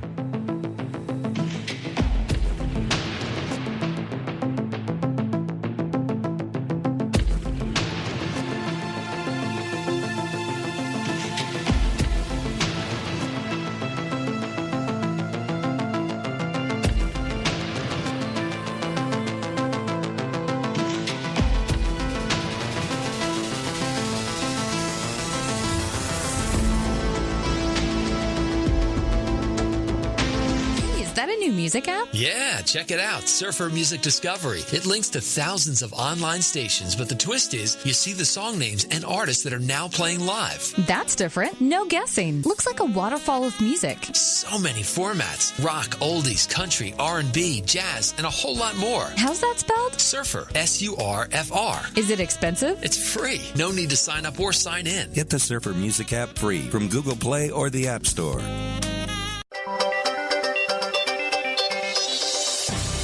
Parabnormal News, I'm Brad Bernards. Two similar photographs of flying saucer-style UFOs, allegedly taken recently over the city of San Agustin, Oaxaca, Mexico, have many UFO watchers interested because of its better than the average UFO photo clarity. It also has many who know their UFO history interested because San Agustin is also the name of the city in New Mexico where an alleged UFO crash occurred in July 1947, an event sometimes referred to as the Other Roswell incident because of its proximity in both time and location to the more famous one. The other, in San Agustin, New Mexico, is equally mysterious because of rumors of a live alien as well as alien bodies, crashed discs, and military threats to locals unless they kept quiet. The images of what looked like a flying saucer spread quickly on Twitter and on some Mexican media sites. While the clarity is obvious, the details are not. There's no information on the exact dates, who took the photos, time of day, description of movement, any other witnesses, etc. This pushes the needle on the skeptical meter to just a hair away from hoax. Using a new technique, scientists have performed the world's smallest magnetic resonance imaging to capture the magnetic fields of single atoms. It's an incredible breakthrough that could improve quantum research as well as our understanding of the universe on subatomic scales. Electron spin resonance, which is similar to an MRI machine in a hospital, and this allows us to sense, to detect indirectly nuclear spins. Lead author Dr. Philip Wilkie of the Center for Quantum Nanoscience. To bring the process down to much finer scales, the researchers used a scanning tunneling microscope. All they needed to do then was add pulses of radio frequency current, which allowed the sensors to detect the energy released by the electrons, producing an image of the magnetic field of a single titanium or iron atom. Find all of tonight's stories at parabnormalradio.com. I'm Brad Bernards, Parabnormal News.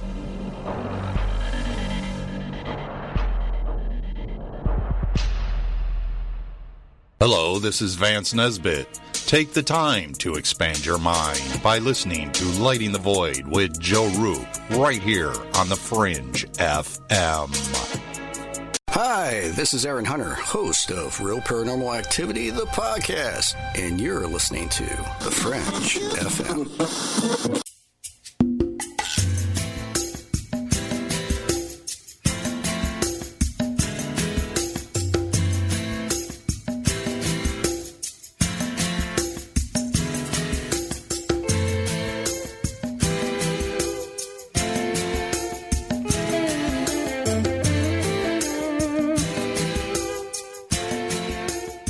So we are almost 350 episodes or broadcast into Lighting the Void, and it just occurred to me, I started thinking about all the things that I've never done a show about that I can't believe we haven't done yet, and tonight is one of them. We're talking about the Deja experience. And since I've talked to our guest tonight, Dr. Art Funkhouser, I probably will not call it the Deja Vu experience anymore, just because he's right. There's so many different types of experiences that they're called all different types of things. We should consider that. And I think we do that in the spiritual community, or our community, I guess, quite a bit. We tend to broaden things down a lot, and it would probably help if we did put certain things into category types so we can better understand it. But tonight, my guest is Dr. Art Funkhouser, who has a very good background in, everything. Physics. You went to what? You went to MIT. You worked on lasers. You worked on, was it holograms? Was that right? Or holography? Is it? Yes. Am I saying that right? Yes, holograms.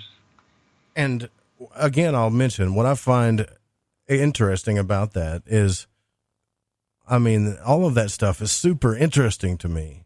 I would love to work in those fields, and yet your curiosity has led your research into the Deja experience. And if you go to deja-experience-research.org, if you go to that site, there's years of research on here that he wrote about on this website, and I think it's going to make a big difference. I'm glad that you did it. And but I still got some questions about it. I think I want to believe, Doc, that all of this is spiritual, right? That it's all spiritual and it all comes from the heavens or the spiritual planes and whatnot. But some of this could be physically related. Do you think that some of this is actually illness related or, brain related? Well, certainly in the case of epilepsy, the temporal lobe epilepsy, it seems it's even been recorded on EEG of someone having this sense of familiarity, which it was in the literature was called Deja Vu. There's also research that Chris Moulin has done with people with dementia. They sometimes get into a state where they say everything is familiar. Nothing is new.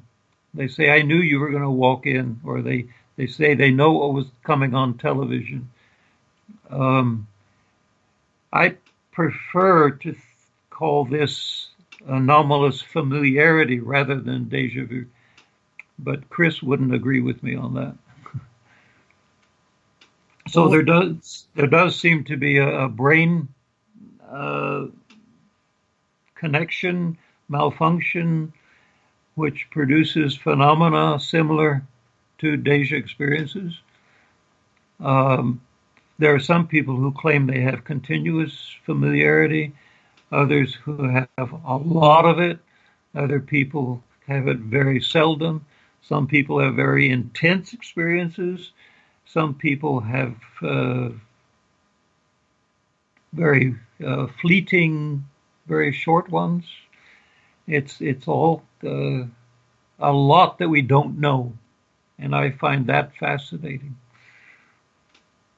I think with my experience with what it's been is, and I think it's dream related. I'll see certain things, like I'll pass a house that's got a certain set of rose bushes, and it'll be a scenario. For example, I've seen it in my dream a few times. A big brick house. It's not even a house. It kind of looks like one of those old.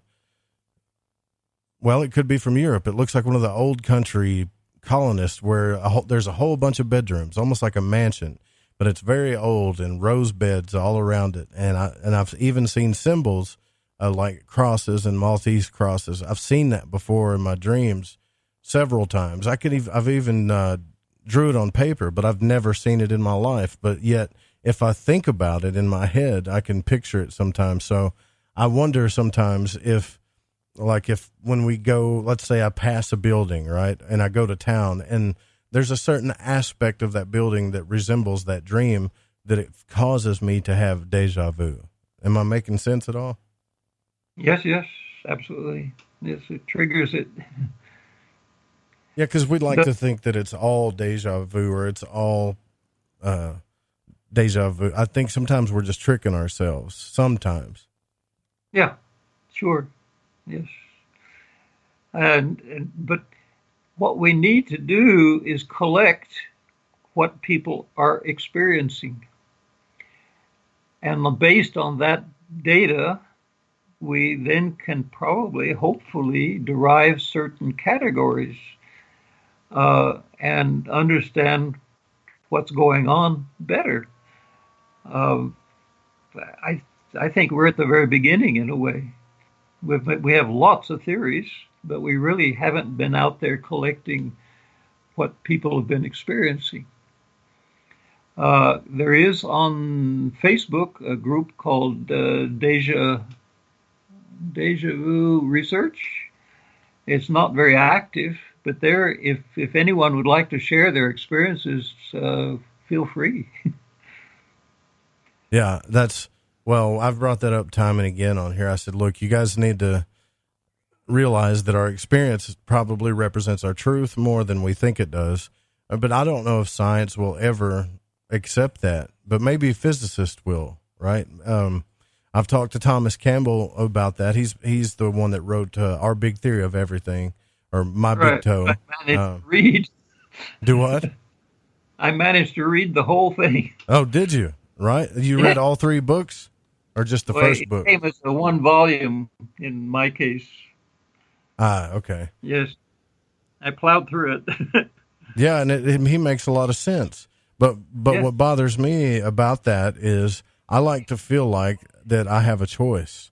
And when I read about things like deja vu or timelines or precognition, I think it could be confirmation bias, but I would like to think that I have a choice. But can I give you an example? Sure, please. There's a guy in Canada named Ian Wilson. He's also on YouTube, and he's very interested in deja vu as well, and but also in lucid dreaming. And he told me, I think it's even written out on the internet, that one time he was in a dream. It was winter. He was in his pickup truck and came to an intersection where he was coming downhill into the intersection. And in the dream, he was unable to stop, even though the light was red, and drifted out into the intersection and was hit by a huge semi-truck. Oh, man. And that woke him up. And he said, you know what? I think I better get better tires on my truck. And he went out and did that. And then sometime not too long afterwards, he came to that intersection and was sliding down. But thanks to his new tires, he was able to stop. And then the semi-truck came, but he wasn't hit.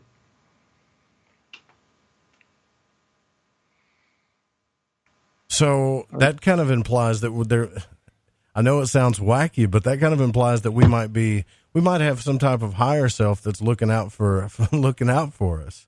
Yeah, that's pretty fascinating. But I want to bring up a little bit about Carl Jung. I'm just trying to say you have free will.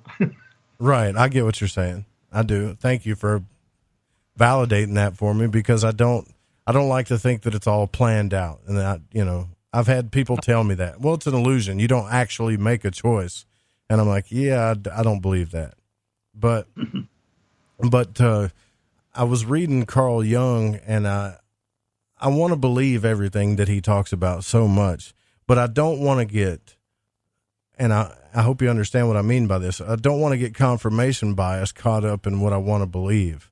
Like, I want to know the truth more than I want to believe in what I want to believe in, if that makes any sense. So sometimes I think that I go out and I look for things specifically about what I believe. Like, I used to believe that we could control things metaphysically, or like Carl Jung talks about in symbolism and dreams. And I don't know if I believe that to the fullest anymore, or if it's just a coincidence. I think what I'm really saying is the more I look into this, the more I feel like I don't know. And I think that's kind of why science steps away from it because they don't have a way to measure it, Right. And yet people are having these experiences. And it's, as you said earlier, the experience is the truth. You cannot deny what you've experienced. How you interpret the experience, though, depends on your culture. It depends on your filters. It depends on where you're coming from, how old you are, and what issues you're dealing with, and so on. But the experience itself is true. Even dreams, those are experiences, and they're true. Did you just say they're true? They are true in the sense that you've had that experience. Yeah, that's so. And in my field, a lot of people talk about conspiratorial things. Do you know what I'm referring to? Conspiracy, right? They like to. Yeah, right. Yes. They like to talk about how the government's controlling all our minds and stuff, and MK Ultra and things like that. Well, I'm not putting it off the table, but do you think that, based on your research, that it's even possible for the government or any type of organization to tap into our minds to control what we think about in any kind of way? No, I don't believe that. Yeah, see, and that's not popular. People don't want to hear that, right? They want to believe that somebody's controlling all the bad stuff in the world that's making them do certain things. Now, I know that there's documents on MK Ultra, and they did experiments with it, but a lot of those experiments, it doesn't mean that it actually worked. And I know that's not fun. You can't make a movie out of it, but I don't know. I just don't think that anybody can tap into my mind and tell me what to think, feel, or say. I just don't think that's possible. Nor do I. I know that in hypnosis, you can get people to do strange things, but you can't get them to do things that they are morally against. That goes against their ethical principles. You can't hypnotize somebody and tell him to go kill somebody. Unless what you can do is maybe misrepresent what that other person is, but yeah. And you also get sleepwalking where people do strange things, but I don't think anyone has succeeded in doing this as a what do you call it, as a program, right? A governmental program, or. We really do not know what's happening spiritually in the spiritual realms. We do not know, to my mind anyway, we don't know how much we can be influenced from there. People do speak about demons and all kinds of negative influences, and I think that if we're being influenced, it could more likely be from that side of things than from what the government's doing. I think the government has its hands full right. with all the problems that they're confronted with. How many people do you think you've talked to about this in your lifetime? Just a guess. Well, there aren't many people who are willing to talk about it, but so it's like 20. 20 people. I put up my website, but I don't get very many people asking me questions. Yeah, so people don't come to you and say, "Hey, I got this event that I want to report to you," or send you emails and tell you about their deja vu experiences. Anything? I mean, has it really only been like 20? It does happen, or what they do sometimes is they send their Déjà Rêve experience to Alan Brown, and he forwards it on to me because he's out there with his book, right? Yeah, I got like for instance, Angel in the Fringe FM chat, she said I was in a truck with my son and we passed an exit. I said, "Oh crap, I passed the exit." Then we came up to the exit again that I had already passed. my son and I just looked at each other and said, whoa, we both experienced that together. I wonder if that's like missing time, though. That's not really deja vu. Have you ever heard anybody say that? Like that's really weird, Angel. That's kind of, yeah, I would look into that. Sounds like you went through a wormhole. That's what she said too. I think I went through a wormhole or something. But I've talked to people about that, but earlier you brought up demons, and that's something that it's great that you have a radio show which allows people to raise these issues and to talk about what they're experiencing. So many people are scared, or in the past have been scared that they're going crazy, or they're having experiences that no one will understand, and maybe they'll then be rejected or ostracized. I'm very glad that this is less and less the case. Well, I would like to think that. I would like to think it's less and less the case. I think you're right. I think it is, but you brought up demons earlier, and that's something that I used to think that people blamed their bad problems on. Kind of like when I grew up, Doc, everybody said, well, it's the devil. That devil made me do it. The devil made right.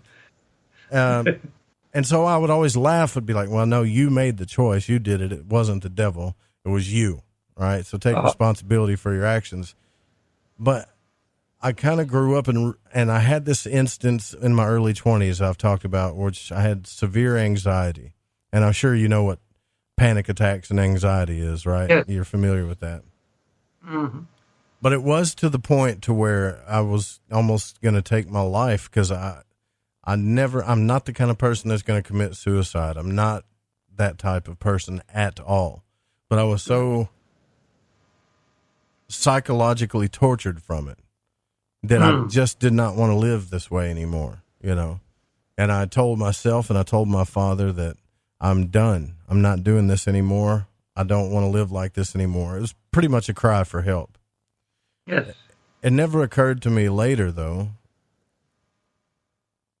Well, it did occur to me later that it could have been some type of force messing with me. Because when I look back on it and go back in my journal, there were things that happened. And I know this sounds crazy to some people, but there were things that happened that could only be explained by something outside of me trying to tear me down, like, a demon or something, what we call a demon. Something was terrorizing me. And you bring that up, and I wonder if a lot of people talk to you about those types of things, or you've heard about demons when it comes to stuff like this. What I'm saying is we're all afraid that we're going to be tricked by something. Most of us that have a brain and that have fear, we're afraid somebody's going to trick us into believing something. For example, when people say, oh, I had an out-of-body experience and it was fantastic and I went to this dimension or that, there's always somebody that says, well, that could have been demons messing with you, right? So there's always that question there. I wonder what your thoughts are on those things.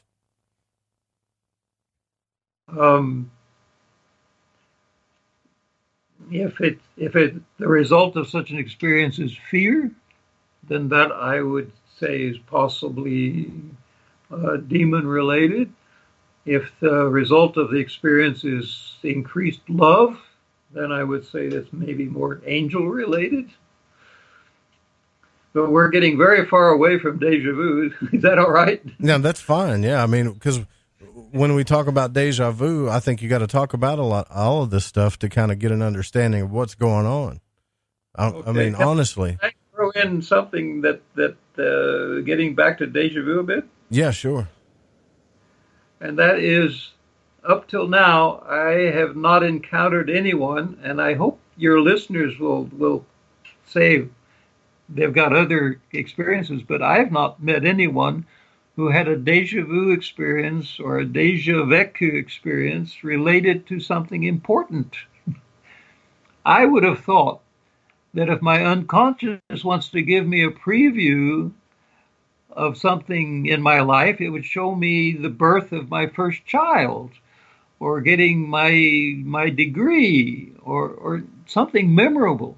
Mm-hmm. But it would seem that Deja experiences avoid things that are memorable. And I find that interesting. Like, why? Well, what about what you said earlier, though, where your friend that was sliding into the stoplight? That's pretty important. That was precognitive warning. That was a dream warning, wasn't it? Yeah, that's not deja vu, so to speak, right? But it comes close. If you remember the dream before it comes true, then we call that a precognitive dream. If you only remember it when it's happening, and you have this intense confusion and bafflement, and you're saying, how can this be? I know this is impossible, but yet it's happening. That for me is a true Deja experience. Yeah, based on dreams. Well, you're right about that. I went to Pahrump, Nevada, and realized, and I had a deja vu experience driving in my car just down the street, and said, "Oh, I've been here before. I've seen this exact thing," but it really isn't that important in my life. I mean, yeah, that is weird,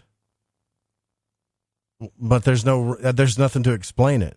And I know there are a lot of different subjects around. I think this is why it's kind of hard to do a show on something like deja vu, or at least for me, is because all we can talk about is the experiences that we've had. And now, like, when you're telling me the deja vu experience, most people don't even, it's not that important when they have it. So it's just some type of strange mystery.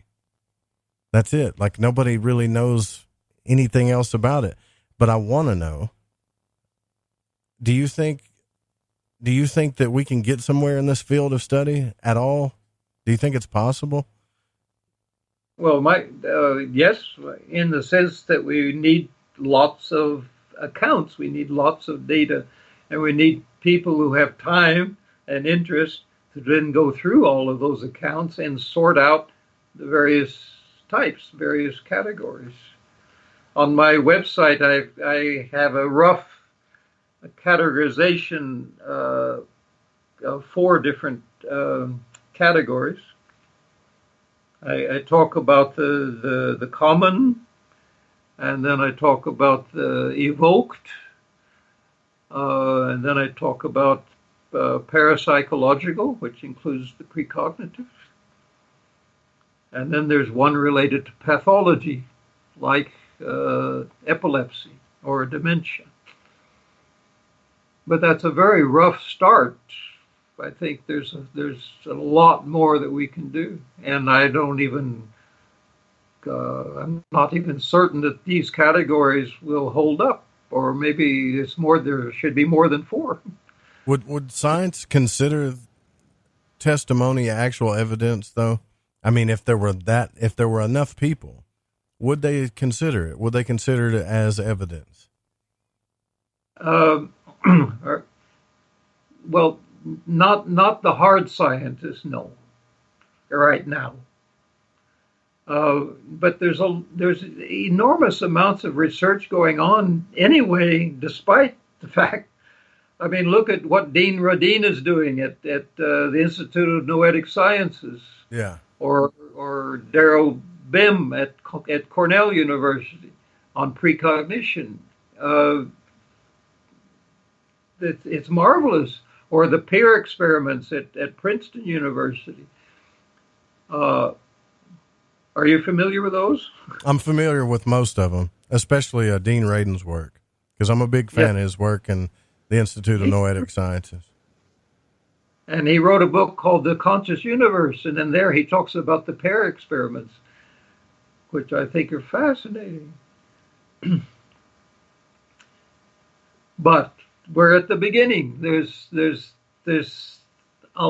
so much that we don't know, and this means the future is open.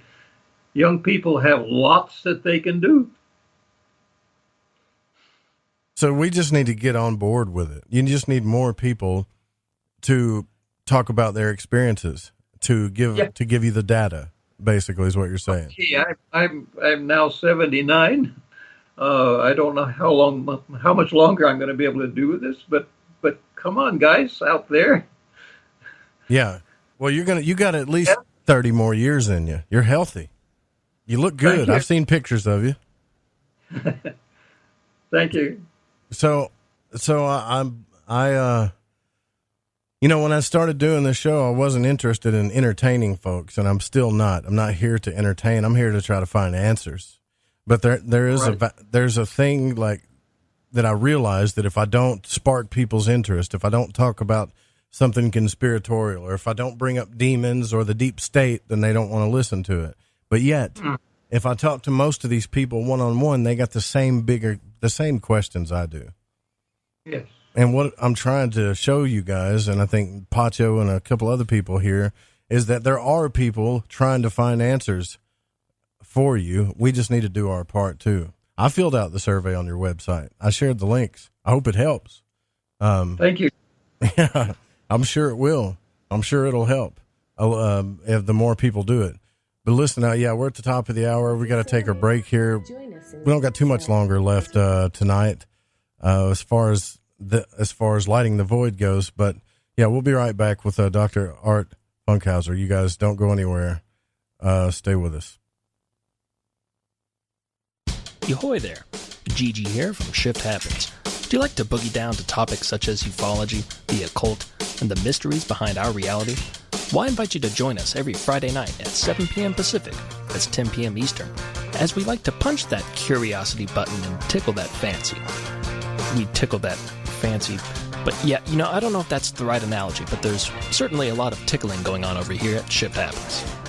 Did you know that qualified patients can access medical cannabis in all 50 states? CannaSense is a medical cannabis collective that helps patients in all 50 states gain access to cannabis medication. CannaSense does this with a streamlined process and strict compliance with the Compassionate Use Act of 1996, the Affordable Care Act, and the U.S. Constitution. It is important for each patient to understand the legalities involved, the costs, and the benefits of cannabis medication. Through truth, legalization, and education, the medical benefits of cannabis will supplant recreational perceptions, and the real vision for change will be realized. Let the people and their personal doctors take control of their medical cannabis decisions before the greed of big business takes over. The tipping point for change is today, and CannaSense is ready to lead the charge and enable legal access for all qualified patients to medical cannabis through its proven system. For more information, go to thefringe.fm/care or click the banner on the website today.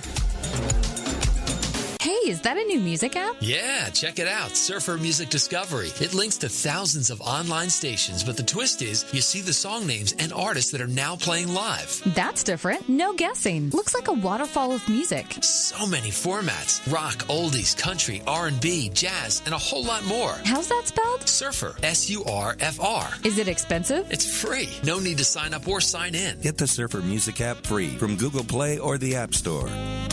AncientLifeOil.com. For your CBD needs, just remember, AncientLifeOil.com. What does it do for the body, you ask? I can't say to the people in the suits that run the industry. Big Pharma's all over CBD because of its well, you know what I mean. Research the benefits of CBD on Google and come back to AncientLifeOil.com and purchase your CBD today. Non-GMO and all organic. You don't want to be using a petroleum product. You want to be using the cleanest CBD product on the market. AncientLifeOil.com. We even have CBD for your pet. Help your pet's discomfort. Help your discomfort. Log on to AncientLifeOil.com. That's AncientLifeOil.com. Newly reduced prices to pass off the savings to the most important person. You.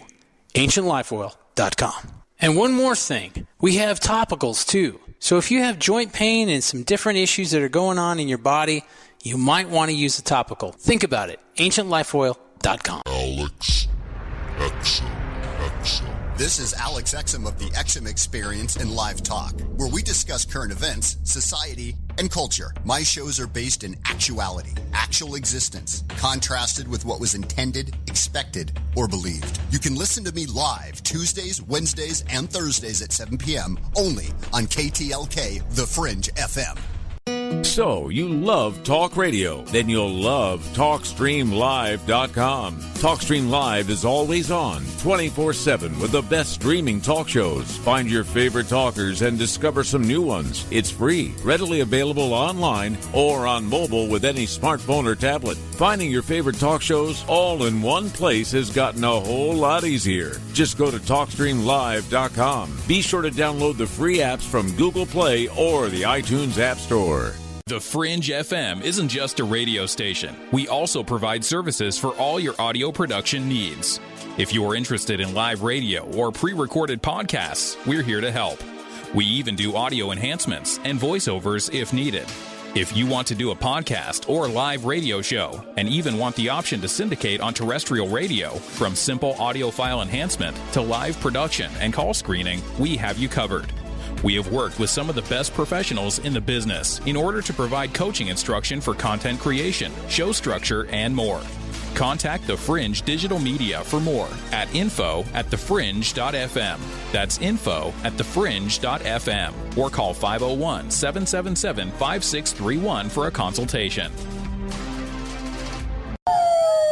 When I'm done running with the wolves after hunting down a half-ton bison, I look forward to a mind-teetering escapade evening on The Fringe FM. All right, everyone, this is Justin from the UK. Excuse the chitty. If you're into the Fringe and you want to hear the brass tacks, my old china plate, Joe Roop and his guests on Lighting the Void will open your mince pies. You need to shut your north and south and use your 10-speed gears and listen to them bubble. You could hear a Barry Crocker, no Brussels, but he ain't no holy friar. Anyway, you be the Barnaby Rudge and take a butcher's.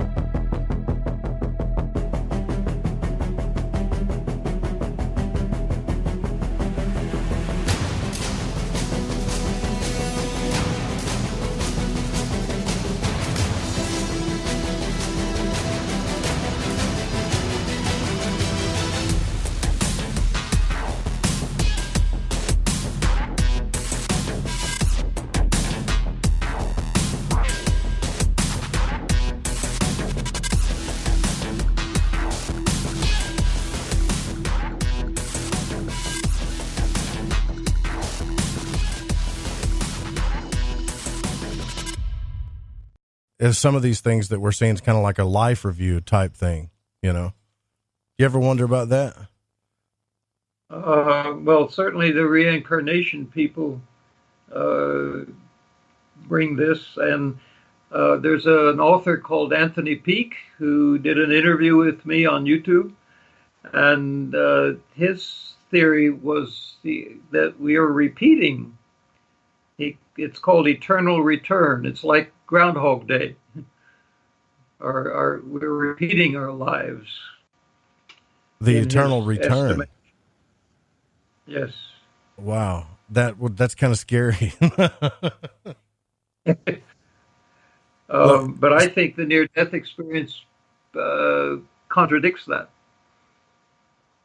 Do you think that's an actual possibility that we're repeating the same life over and over again? Me, no, I don't. Yeah, that just would just be, that's like torture to me. Yeah. But that's his explanation of Deja experiences.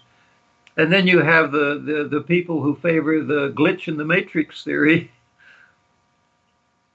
That's kind of like me. I brought that up earlier, that I think that could be an explanation of it. But, you know, before the break, you were saying until we get enough data, we're just not going to really be able to get answers about this stuff. No. But I wonder what. In my mind, we're like archaeologists, or should be, going out into the field and seeing what's there. And after you pick up all these bones, you can maybe begin to feel how they might fit together. And then we maybe discover new creatures which were back then. Yeah, I think in the same way with these kinds of experiences that people are having We've got to collect them and then begin to see where they fit together. Well, see, I want to talk about this for a second. I know it's kind of off of Deja Vu, but you brought up the return, right? Or what was it called? Yes. Eternal Return. The Eternal Return. Yes. I've had it. That was the first put out by a guy named Ouspensky. Yeah, see, that's the first time I've heard of it. So I've, or maybe I just didn't know what it was called, but I've had what's called false awakenings before. I've had a couple, and they were torture to me. God, Yes. that's a scary thought. Do you know what a false awakening is? That was featured in what was the name of the film? Inception? I think. I don't know. I don't know if it was in that movie or not, but all I know is that I got trapped in a dream that I thought that I was waking up from over and over and over again. Yes. And I even realized that I'm stuck in this dream and that I can't wake up from it. And it started to freak me out. Like for a moment, I thought I was dead, like I'm dead and I'm stuck in this timeline or something. And, all right. I saw an entity, the fourth or fifth time I woke up from it, hovering over my face, and I, do what most people do when they get afraid like that. They scream out to God, or they say, "Oh, help me," or whatever. But from my upbringing, I just vibrated a name that I knew, which was a different name for Jesus, and it went away. And then I woke up after that. So that's why earlier I brought up demons, or I'm just saying demons because I don't know what they are. A learning experience. You learned what can help when you need it. You've got a resource. I'm going to run something by you here that's on your side. He's looking out for you, and if you ask for help, you get it. That's good to know. I'm going to run something by you here that might seem a little wild at first, but I talked to occultists on this show too, people that, practice things like magic and mysticism and stuff, right? And what they have told me is that that's basically what life is that it's an ultra vivid dream that we're stuck in, kind of like a Russian nesting doll, if you want to look at it that way.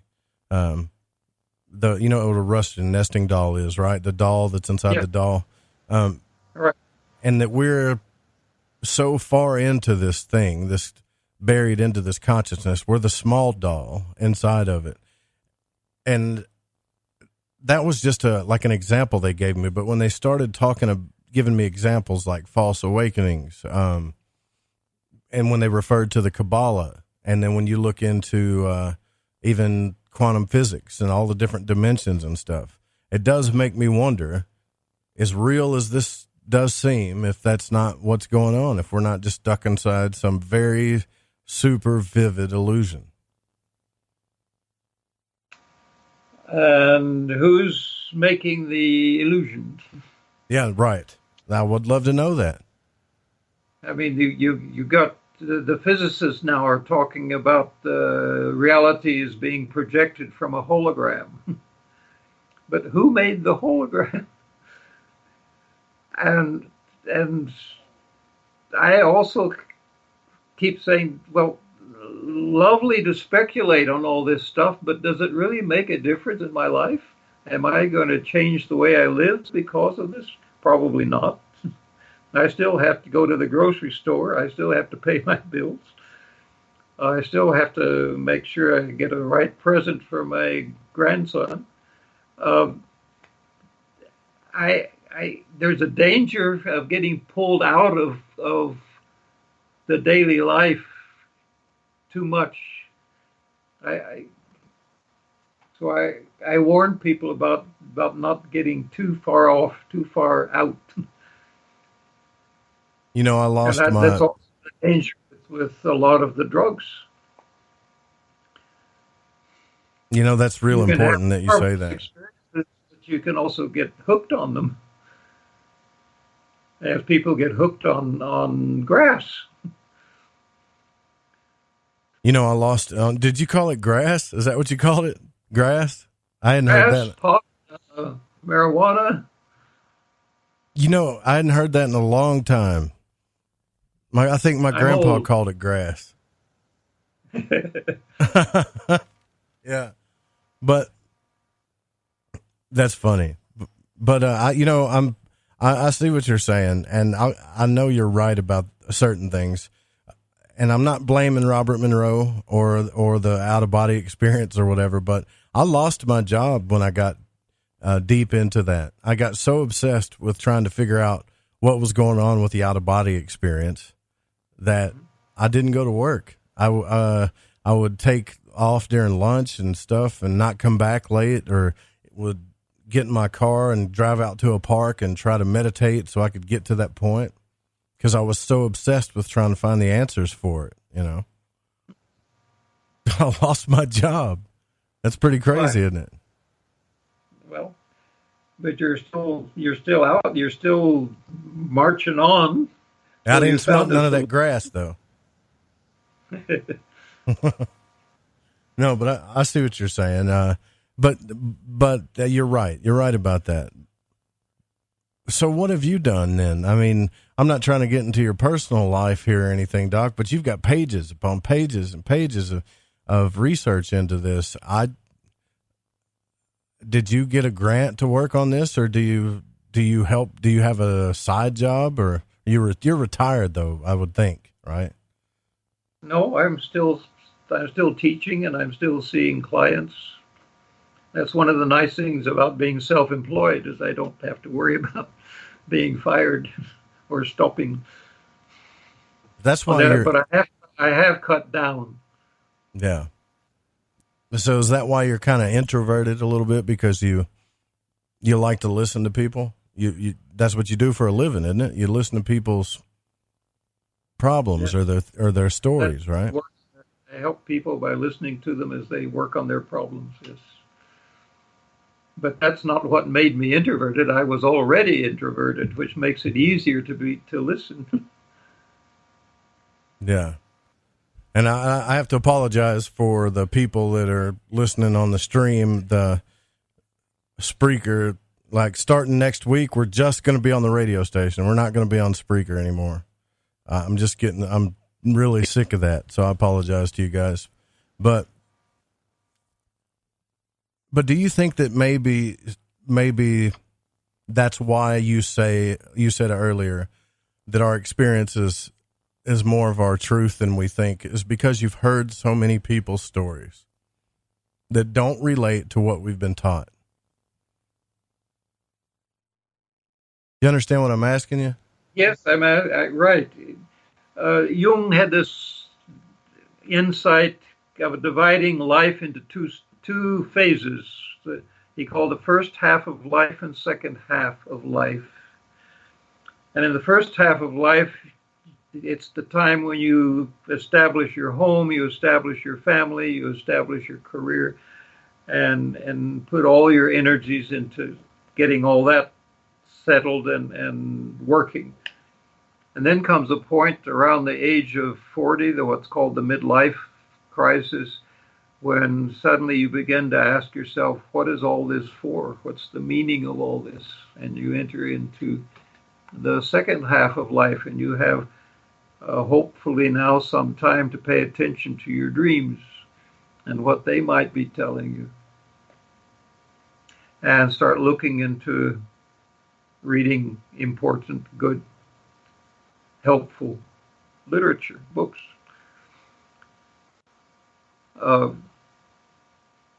It's not too good if you get too far pulled out of life during the first half of life before you've got your life set up and in order. On the other hand, it's good if you create a life yourself which leaves you some free time and free space to develop other interests, so that when you retire, you still have a life. Yeah. See, I I mentioned that earlier yesterday because there's this big obsession with Aleister Crowley and the work of Aleister Crowley and his philosophies on thelema and people are, but you know, when you talk to these people, they're struggling in a lot of ways in life. And it's like, well, you got to understand Aleister Crowley he got a ton of money. You know, he inherited a ton of money. Of course he could go down that spiritual path. Yes, exactly. So now you asked earlier if I got a grant, and the answer is no. I have help. I get help from my friends, like putting up my website, and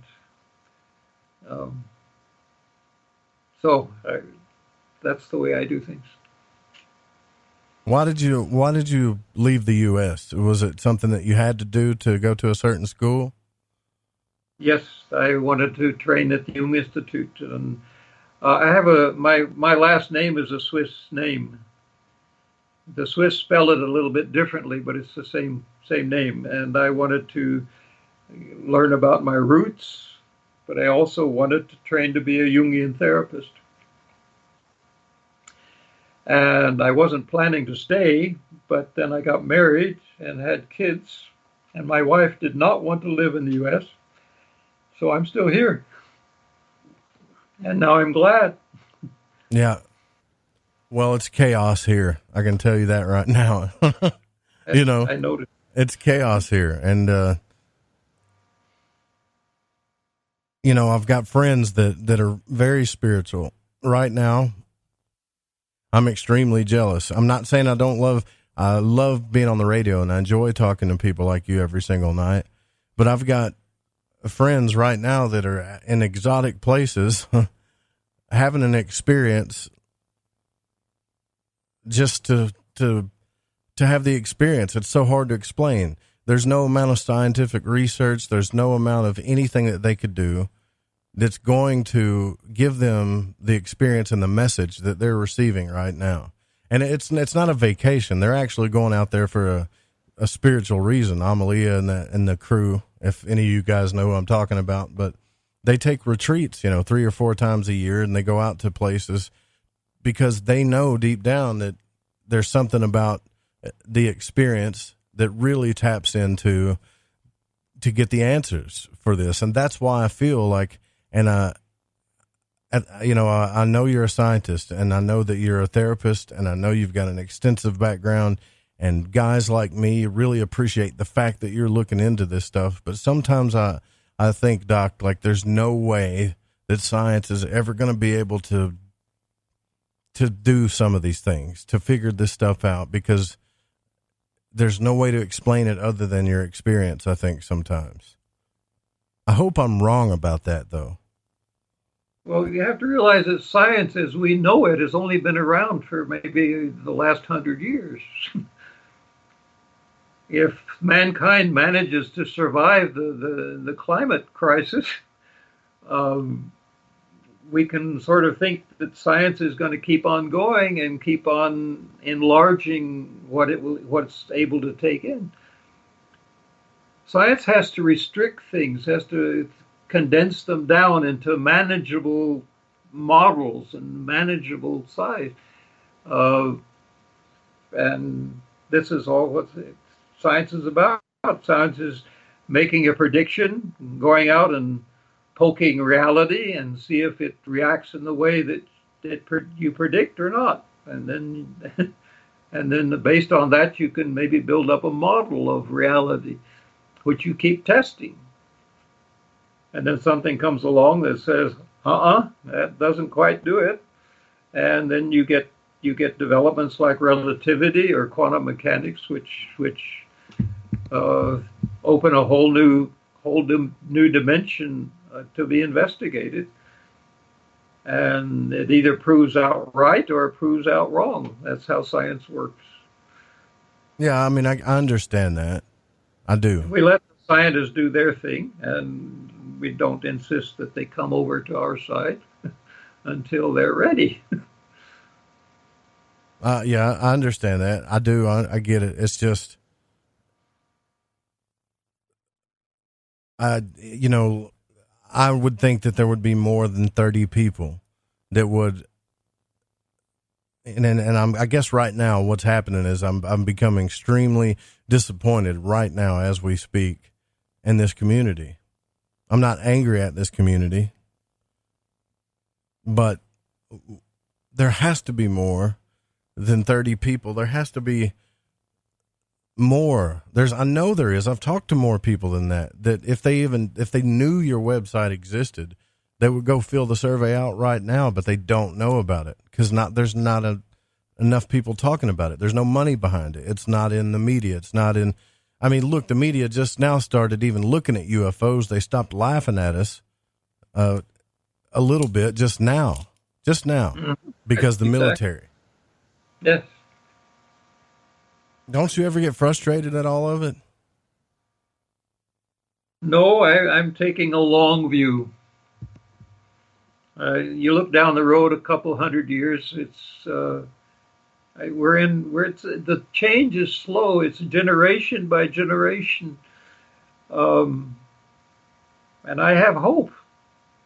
But first we've got to get the climate back into order. We've got to start valuing what we have in terms of the world that we're living in and the nature we're living in. We've got to start reducing our consumption. We certainly have got to start throwing plastic out into the environment.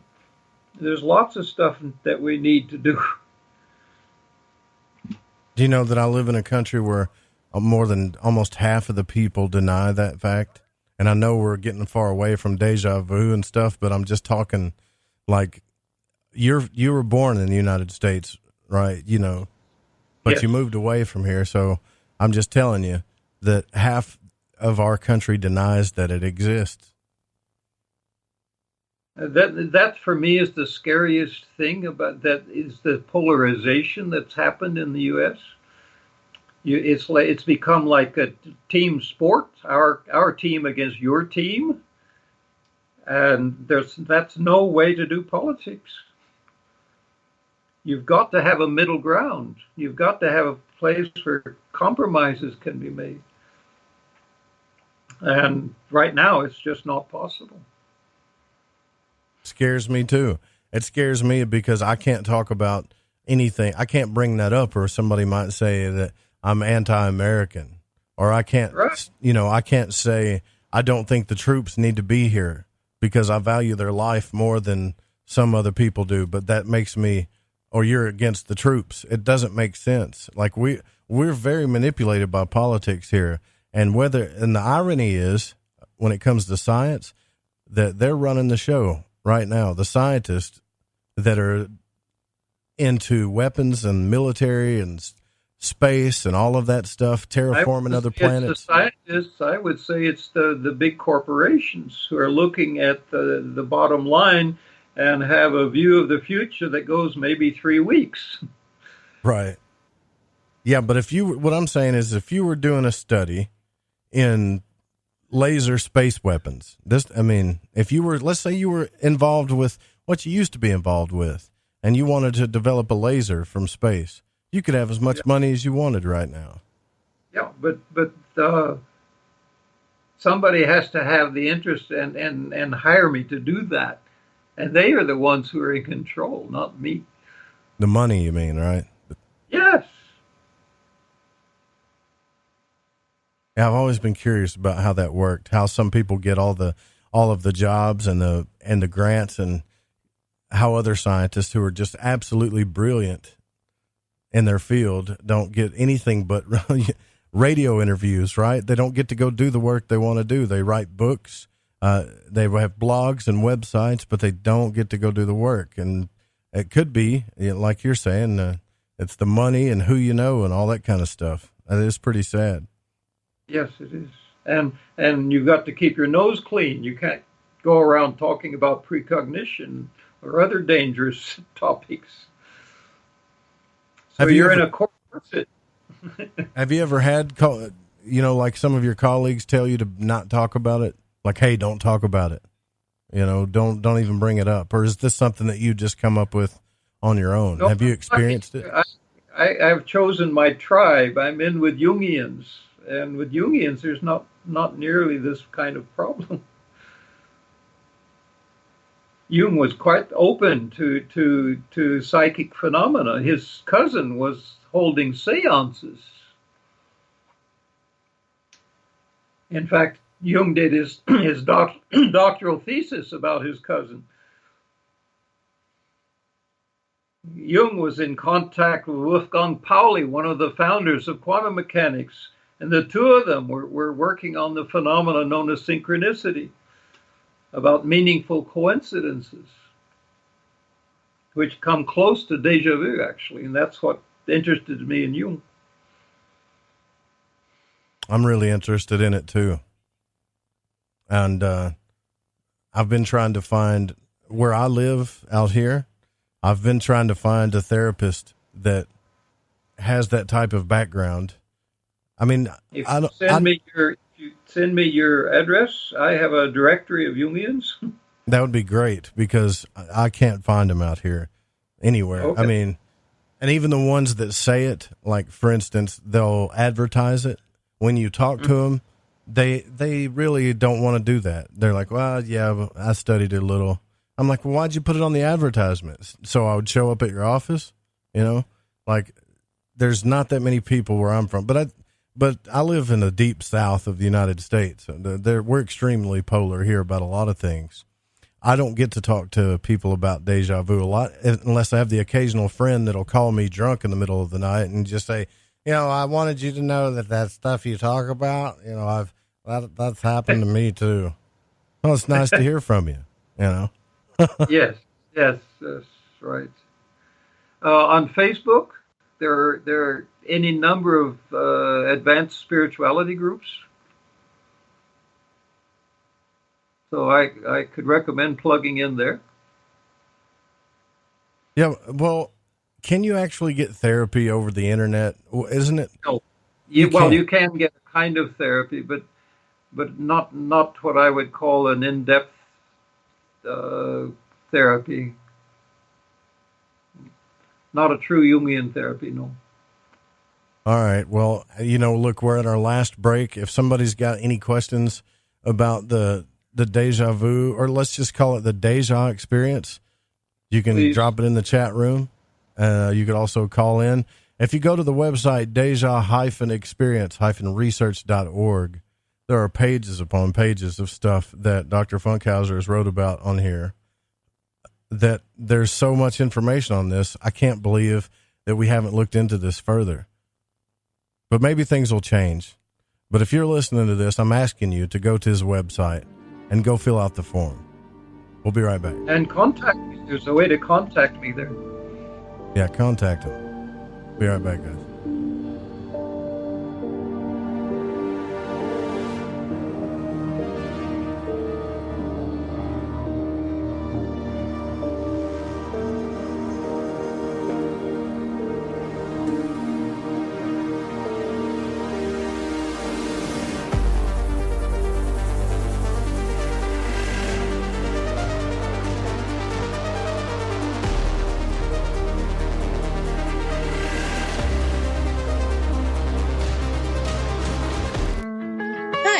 This is Sammy.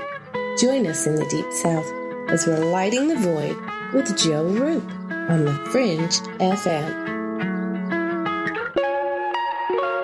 Did you know that qualified patients can access medical cannabis in all 50 states? CannaSense is a medical cannabis collective that helps patients in all 50 states gain access to cannabis medication. CannaSense does this with a streamlined process and strict compliance with the Compassionate Use Act of 1996, the Affordable Care Act, and the U.S. Constitution. It is important for each patient to understand the legalities involved, the costs, and the benefits of cannabis medication. Through truth, legalization, and education, the medical benefits of cannabis will supplant recreational perceptions, and the real vision for change will be realized. Let the people and their personal doctors take control of their medical cannabis decisions before the greed of big business takes over. The tipping point for change is today, and CannaSense is ready to lead the charge and enable legal access for all qualified patients to medical cannabis through its proven system. For more information, go to thefringe.fm/care or click the banner on the website today.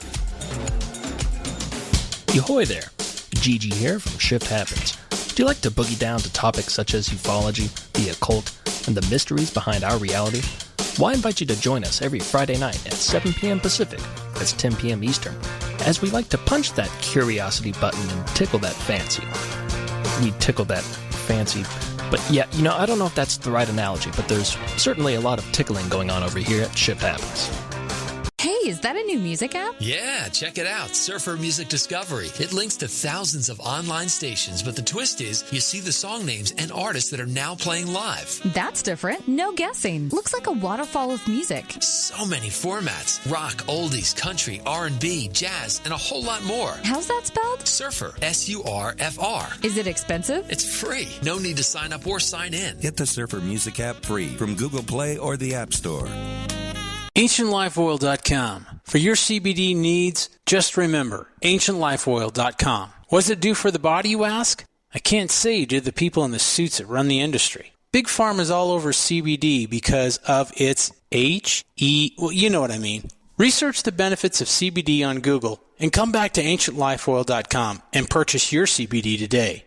Non-GMO and all organic. You don't want to be using a petroleum product. You want to be using the cleanest CBD product on the market. AncientLifeOil.com. We even have CBD for your pet. Help your pet's discomfort. Help your discomfort. Log on to AncientLifeOil.com. That's AncientLifeOil.com. Newly reduced prices to pass off the savings to the most important person. You. AncientLifeOil.com. And one more thing. We have topicals too. So if you have joint pain and some different issues that are going on in your body, you might want to use a topical. Think about it. AncientLifeOil.com. Alex Exum. This is Alex Exum of the Exum Experience in Live Talk, where we discuss current events, society, and culture. My shows are based in actuality, actual existence, contrasted with what was intended, expected, or believed. You can listen to me live Tuesdays, Wednesdays, and Thursdays at 7 p.m. only on KTLK, The Fringe FM. So, you love talk radio? Then you'll love TalkStreamLive.com. TalkStream Live is always on, 24/7 with the best streaming talk shows. Find your favorite talkers and discover some new ones. It's free, readily available online or on mobile with any smartphone or tablet. Finding your favorite talk shows all in one place has gotten a whole lot easier. Just go to TalkStreamLive.com. Be sure to download the free apps from Google Play or the iTunes App Store. The Fringe FM isn't just a radio station. We also provide services for all your audio production needs. If you are interested in live radio or pre-recorded podcasts, we're here to help. We even do audio enhancements and voiceovers if needed. If you want to do a podcast or live radio show and even want the option to syndicate on terrestrial radio, from simple audio file enhancement to live production and call screening, we have you covered. We have worked with some of the best professionals in the business in order to provide coaching instruction for content creation, show structure, and more. Contact The Fringe Digital Media for more at info@thefringe.fm. That's info@thefringe.fm. Or call 501-777-5631 for a consultation. When I'm done running with the wolves after hunting down a half-ton bison, I look forward to a mind-teetering escapade evening on The Fringe FM. Right, me old Chinas. I know it's an ad break, but before you lot shoot off and make yourself a cup of Rosie Lee or whatever else it is you're going to sling down your Gregory Peck, you need to listen to me babble. If, like me, you found your way to Light in the Void via a downloadable podcast, you might want to take a butcher's at the Fringe FM Wind and Kite. You won't Adam and Eve how many other shows there are or what they rabbit on about. Ancient history, conspiracy, the consciousness, the esoteric, the occult, metaphysics, parapolitical, ufology, technology, and spirituality, to name but a few. They got featured hosts like Ryan Gable, Jeremy Scott, Alex Exum, Tim Doyle, Cortana and Gigi, Susanna Ross, the Reverend John Polk, Michael Deacon, and J.D. Lewis. You might find yourself listening to the thoughts and theories of the author of The Fish you just finished reading. Or you could pick up the dog and bone, call in and tell everyone your own beliefs or experiences. So do me a favour, before you put on the Ansel or crack open a bottle of vino or roll a joint, go to the Fringe FM and see what you're missing.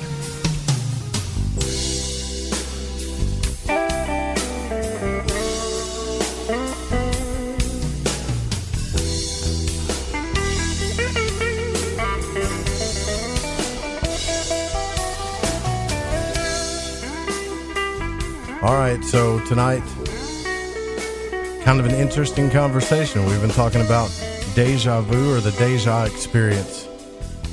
There's all kinds of different Deja experiences, apparently, with Dr. Art Funkhouser. And I'm very impressed and intimidated almost to all the years of research you've done in the background that you have in this. But I'm very happy to Dr. Funkhouser, just like I told Dr. Masters, that we have people with academic backgrounds that are looking into this. Because most of us, radio show hosts and conspiracy gurus, we speculate a lot. There's only a few people out there that do actual research, that I feel like, in this community that are shouting on a microphone like me. Very few, actually. But, you know, I do wonder, because I brought up confirmation bias and stuff earlier. I'm starting to get a feeling that you do have some type of spiritual background or belief. Would you be comfortable with talking to us about that at all? Sure. During the break, I told you I am also a Quaker. I don't really, but I don't really know. I had no idea that a Quaker was I mean, I knew a Quaker. Well, I thought, I didn't know it was Christian at all. I just looked it up though. And so you tell me what that is, because I still don't understand it.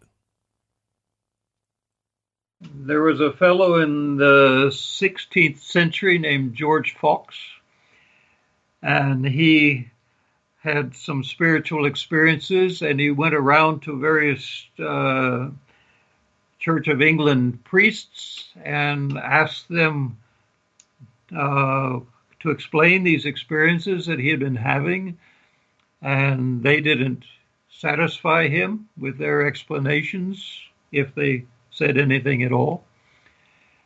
And he then developed the idea that we don't have to depend on religious authorities to be in contact with God or the Holy Spirit. Each of us is able to be in contact directly. Okay. And so a Quaker worship service consists of people being quiet together, listening, being open to what God might want to say. And if one has a strong conviction that they need to contribute something, they'll stand up and say that and sit back down. And that's the sermon. Okay. All right. So when you told me you're a Quaker during the break, for some reason in my mind, I was thinking Amish. Those are separate things, right? They're connected, though. The Amish came originally from Switzerland. They were a branch of what are called the Anabaptists, who were rebaptizing people that had been baptized as babies, because they were convinced that biblically people should have a say as to whether they want to be Christians or not and be baptized or not. But they were heavily persecuted by the church authorities and the government, and were driven out of Switzerland. And the Amish were a group who were following the teachings of Joseph Ammon, and they all went to Pennsylvania, where the Quakers were. Then you had the Mennonites from Holland, and they were very similar. This was, at the time of the Reformation, this was sort of an additional Reformation, who felt that the Reformation had not gone far enough, that the standard churches were still far too connected with the government, with the politicians. And they wanted to have a Bible-based faith where the preachers were not trained in seminaries run by the authorities, but rather people who learned about the Bible. And that's how the Mennonites and the Anabaptists and the Quakers, that's how they all began. And there was even contact among them. The Anabaptists here in Switzerland were rescued out of prison by Mennonites from Holland who sent money to get them out, and they put them on boats, and they were able to get out of Switzerland. And the idea was that they would go up to Rotterdam, but a lot of them jumped ship just as soon as they were out of Switzerland, and they settled in southern Germany. So they were not that far from home. Mm-hmm.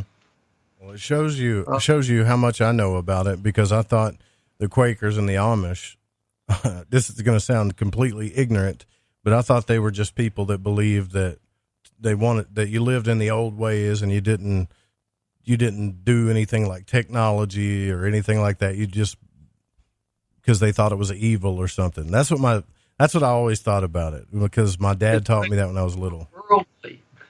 Worldly. They don't want to be worldly. But there are some Quakers, the early Quakers were like that.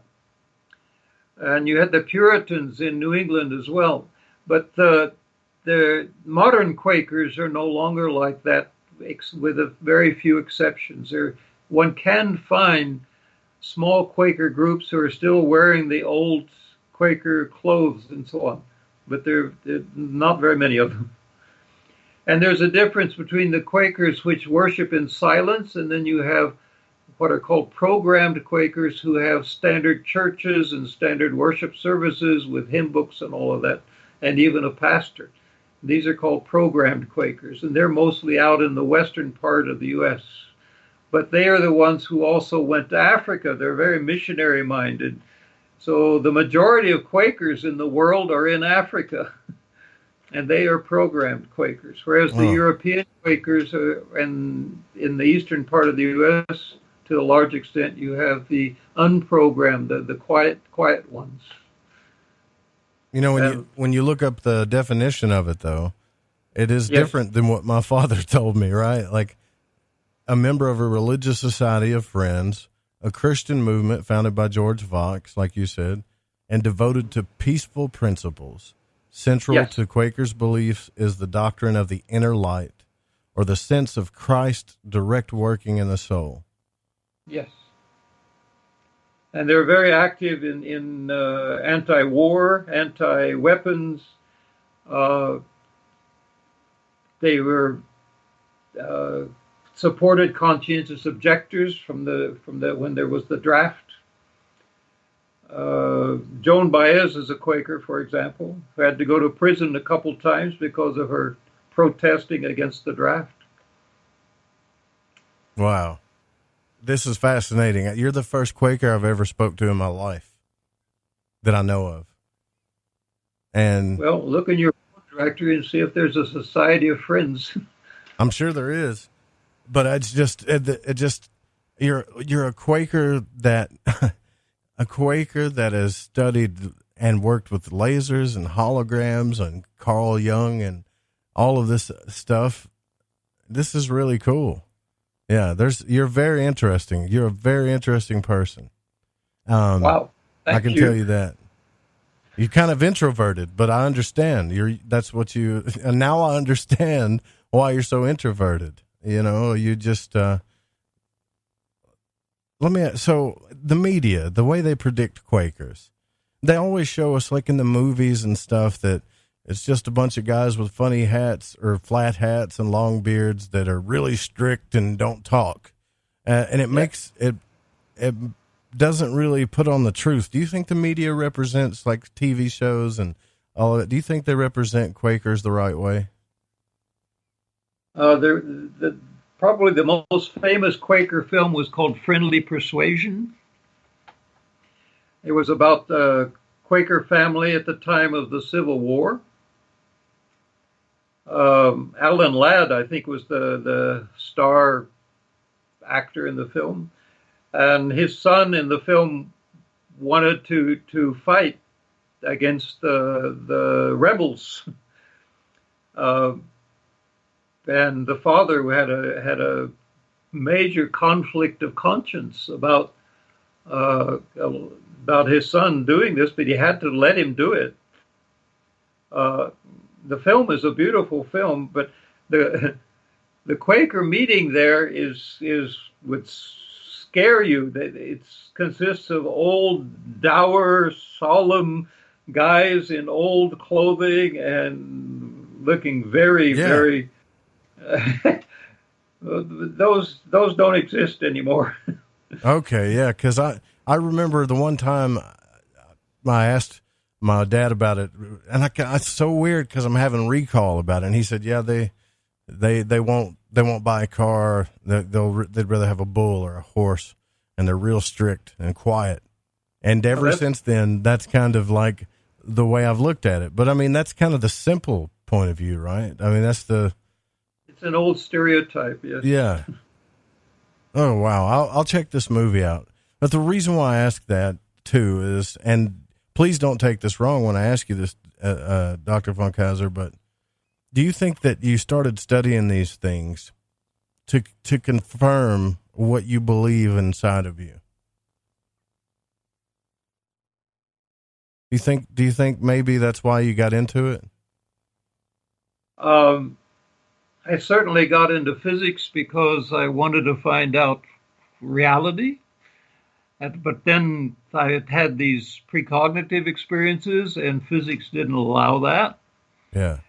And I discovered I was actually more interested in working with people, and that led me then to Jung, because there I could talk about déjà vu and synchronicity and far out stuff. And you were, and it was accepted. It wasn't, yeah. I have no conflict with my religious belief.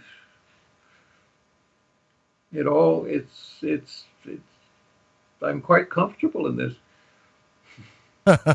That's so strange to me, because every time I've brought up Carl Jung and my family around that, they always talk about, black occultism and stuff like that. And yet my idea of a Quaker would definitely agree with that, would definitely say the same thing, but that's not it at all. That's not you at all.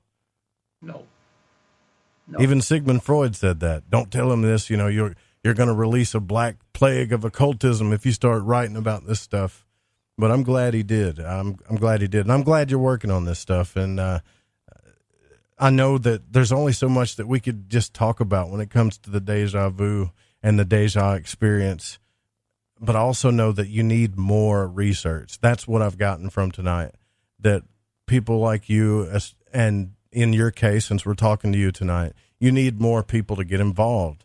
I mean, at the very least, it would help if everybody filled out the survey, because you there's not much you can test on this. No.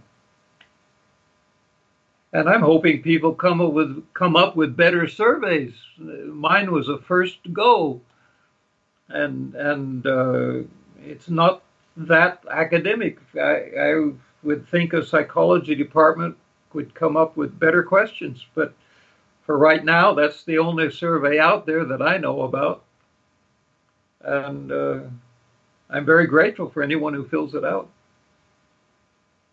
Yeah. Well, I'm asking everybody that listens to the show, even the podcast listeners, if you guys go down to the links that I'm going to put there and just help them out and go fill it out. And are there other places that we can find your work on the web? Just a YouTube video. If you go on YouTube and you search for Peak, P-E-A-K-E, and Funkhouser, Funkhouser, you'll find the interview that Anthony Peak did with me. I watched that one. That was a good one. But I watched it to find out about you. I don't know much about Anthony Peak, but it was very cool to hear you talk with him. It really was. And I think you would really like some of his books. Well, maybe not so much the Eternal Return one, but the other ones that he's done. He wrote a great book about Philip K. Dick. Really? The author, yes. Yeah, I'm a huge fan of Philip K. Dick. Of course, I think Philip K. Dick might have been smoking too much grass, but I'm a huge fan of his. He was very far out, yes. By the way, let me throw in something just because you mentioned Freud. Freud had this view of the unconscious as being more or less a garbage pail, where we suppress everything that we're not willing to look at, or horrible experiences that we can't quite cope with. But Jung had a much different view. The unconscious is far greater, far more wonderful. It's source of all our creativity. It's source of what we like and what we don't like. It's the source of who we fall in love with and who we don't, who we're attracted to.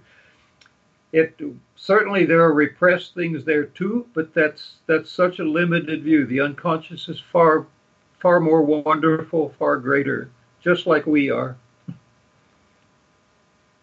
I believe you on that too. I am totally with you on that.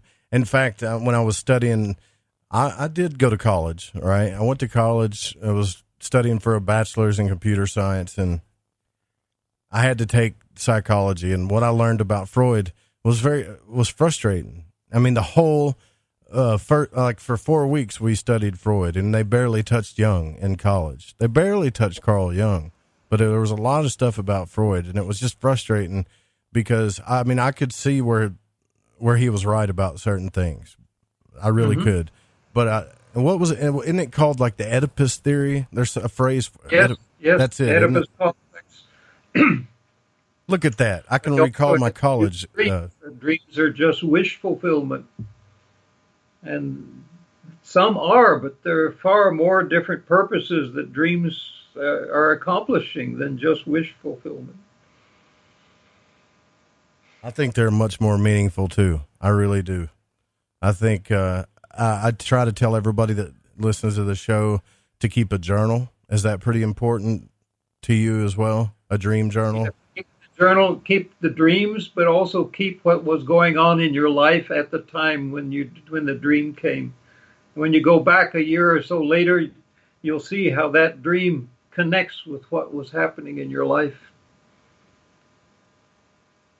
Well, if you don't mind, after the show, I would like to send you my contact information. If you could stick around just for 1 minute, I'm going to send you my email and stuff so you can give me a list of people. I'm not trying to get a free session. I bet you get that all the time, huh? Tell me what's wrong with me, huh? One of the nice things about being over in Switzerland is I'm kind of out of the mainstream. Yeah, well, I really appreciate you coming on the broadcast. It's been very fun talking to you, actually. And don't take this the wrong way, but I'm kind of fond of elderly folks, people that are much older than me, because I learned so much from them. And tonight I learned a lot. I've had a lot of thoughts and even beliefs that I need to look into a little bit further. You brought up a lot of good points tonight, Dr. Funkhouser. Thank you. That's a wonderful compliment. Yeah. It makes me really good. And one, real quick, if you can, one last time, please tell everybody where your website is and where they can find you. Well, http://Deja-experience-research.org. There it is, folks. You guys make sure you go visit the website, take the survey, read some of the articles. There's quite a few articles there and information, and also go check out the videos as well. And thank you again for have a look at the abstracts. What's that? Go ahead, say it again. The research section has to do with the abstracts that are of all the published papers that have been published in the scientific world on Deja Vu, divided up into different sections. All right.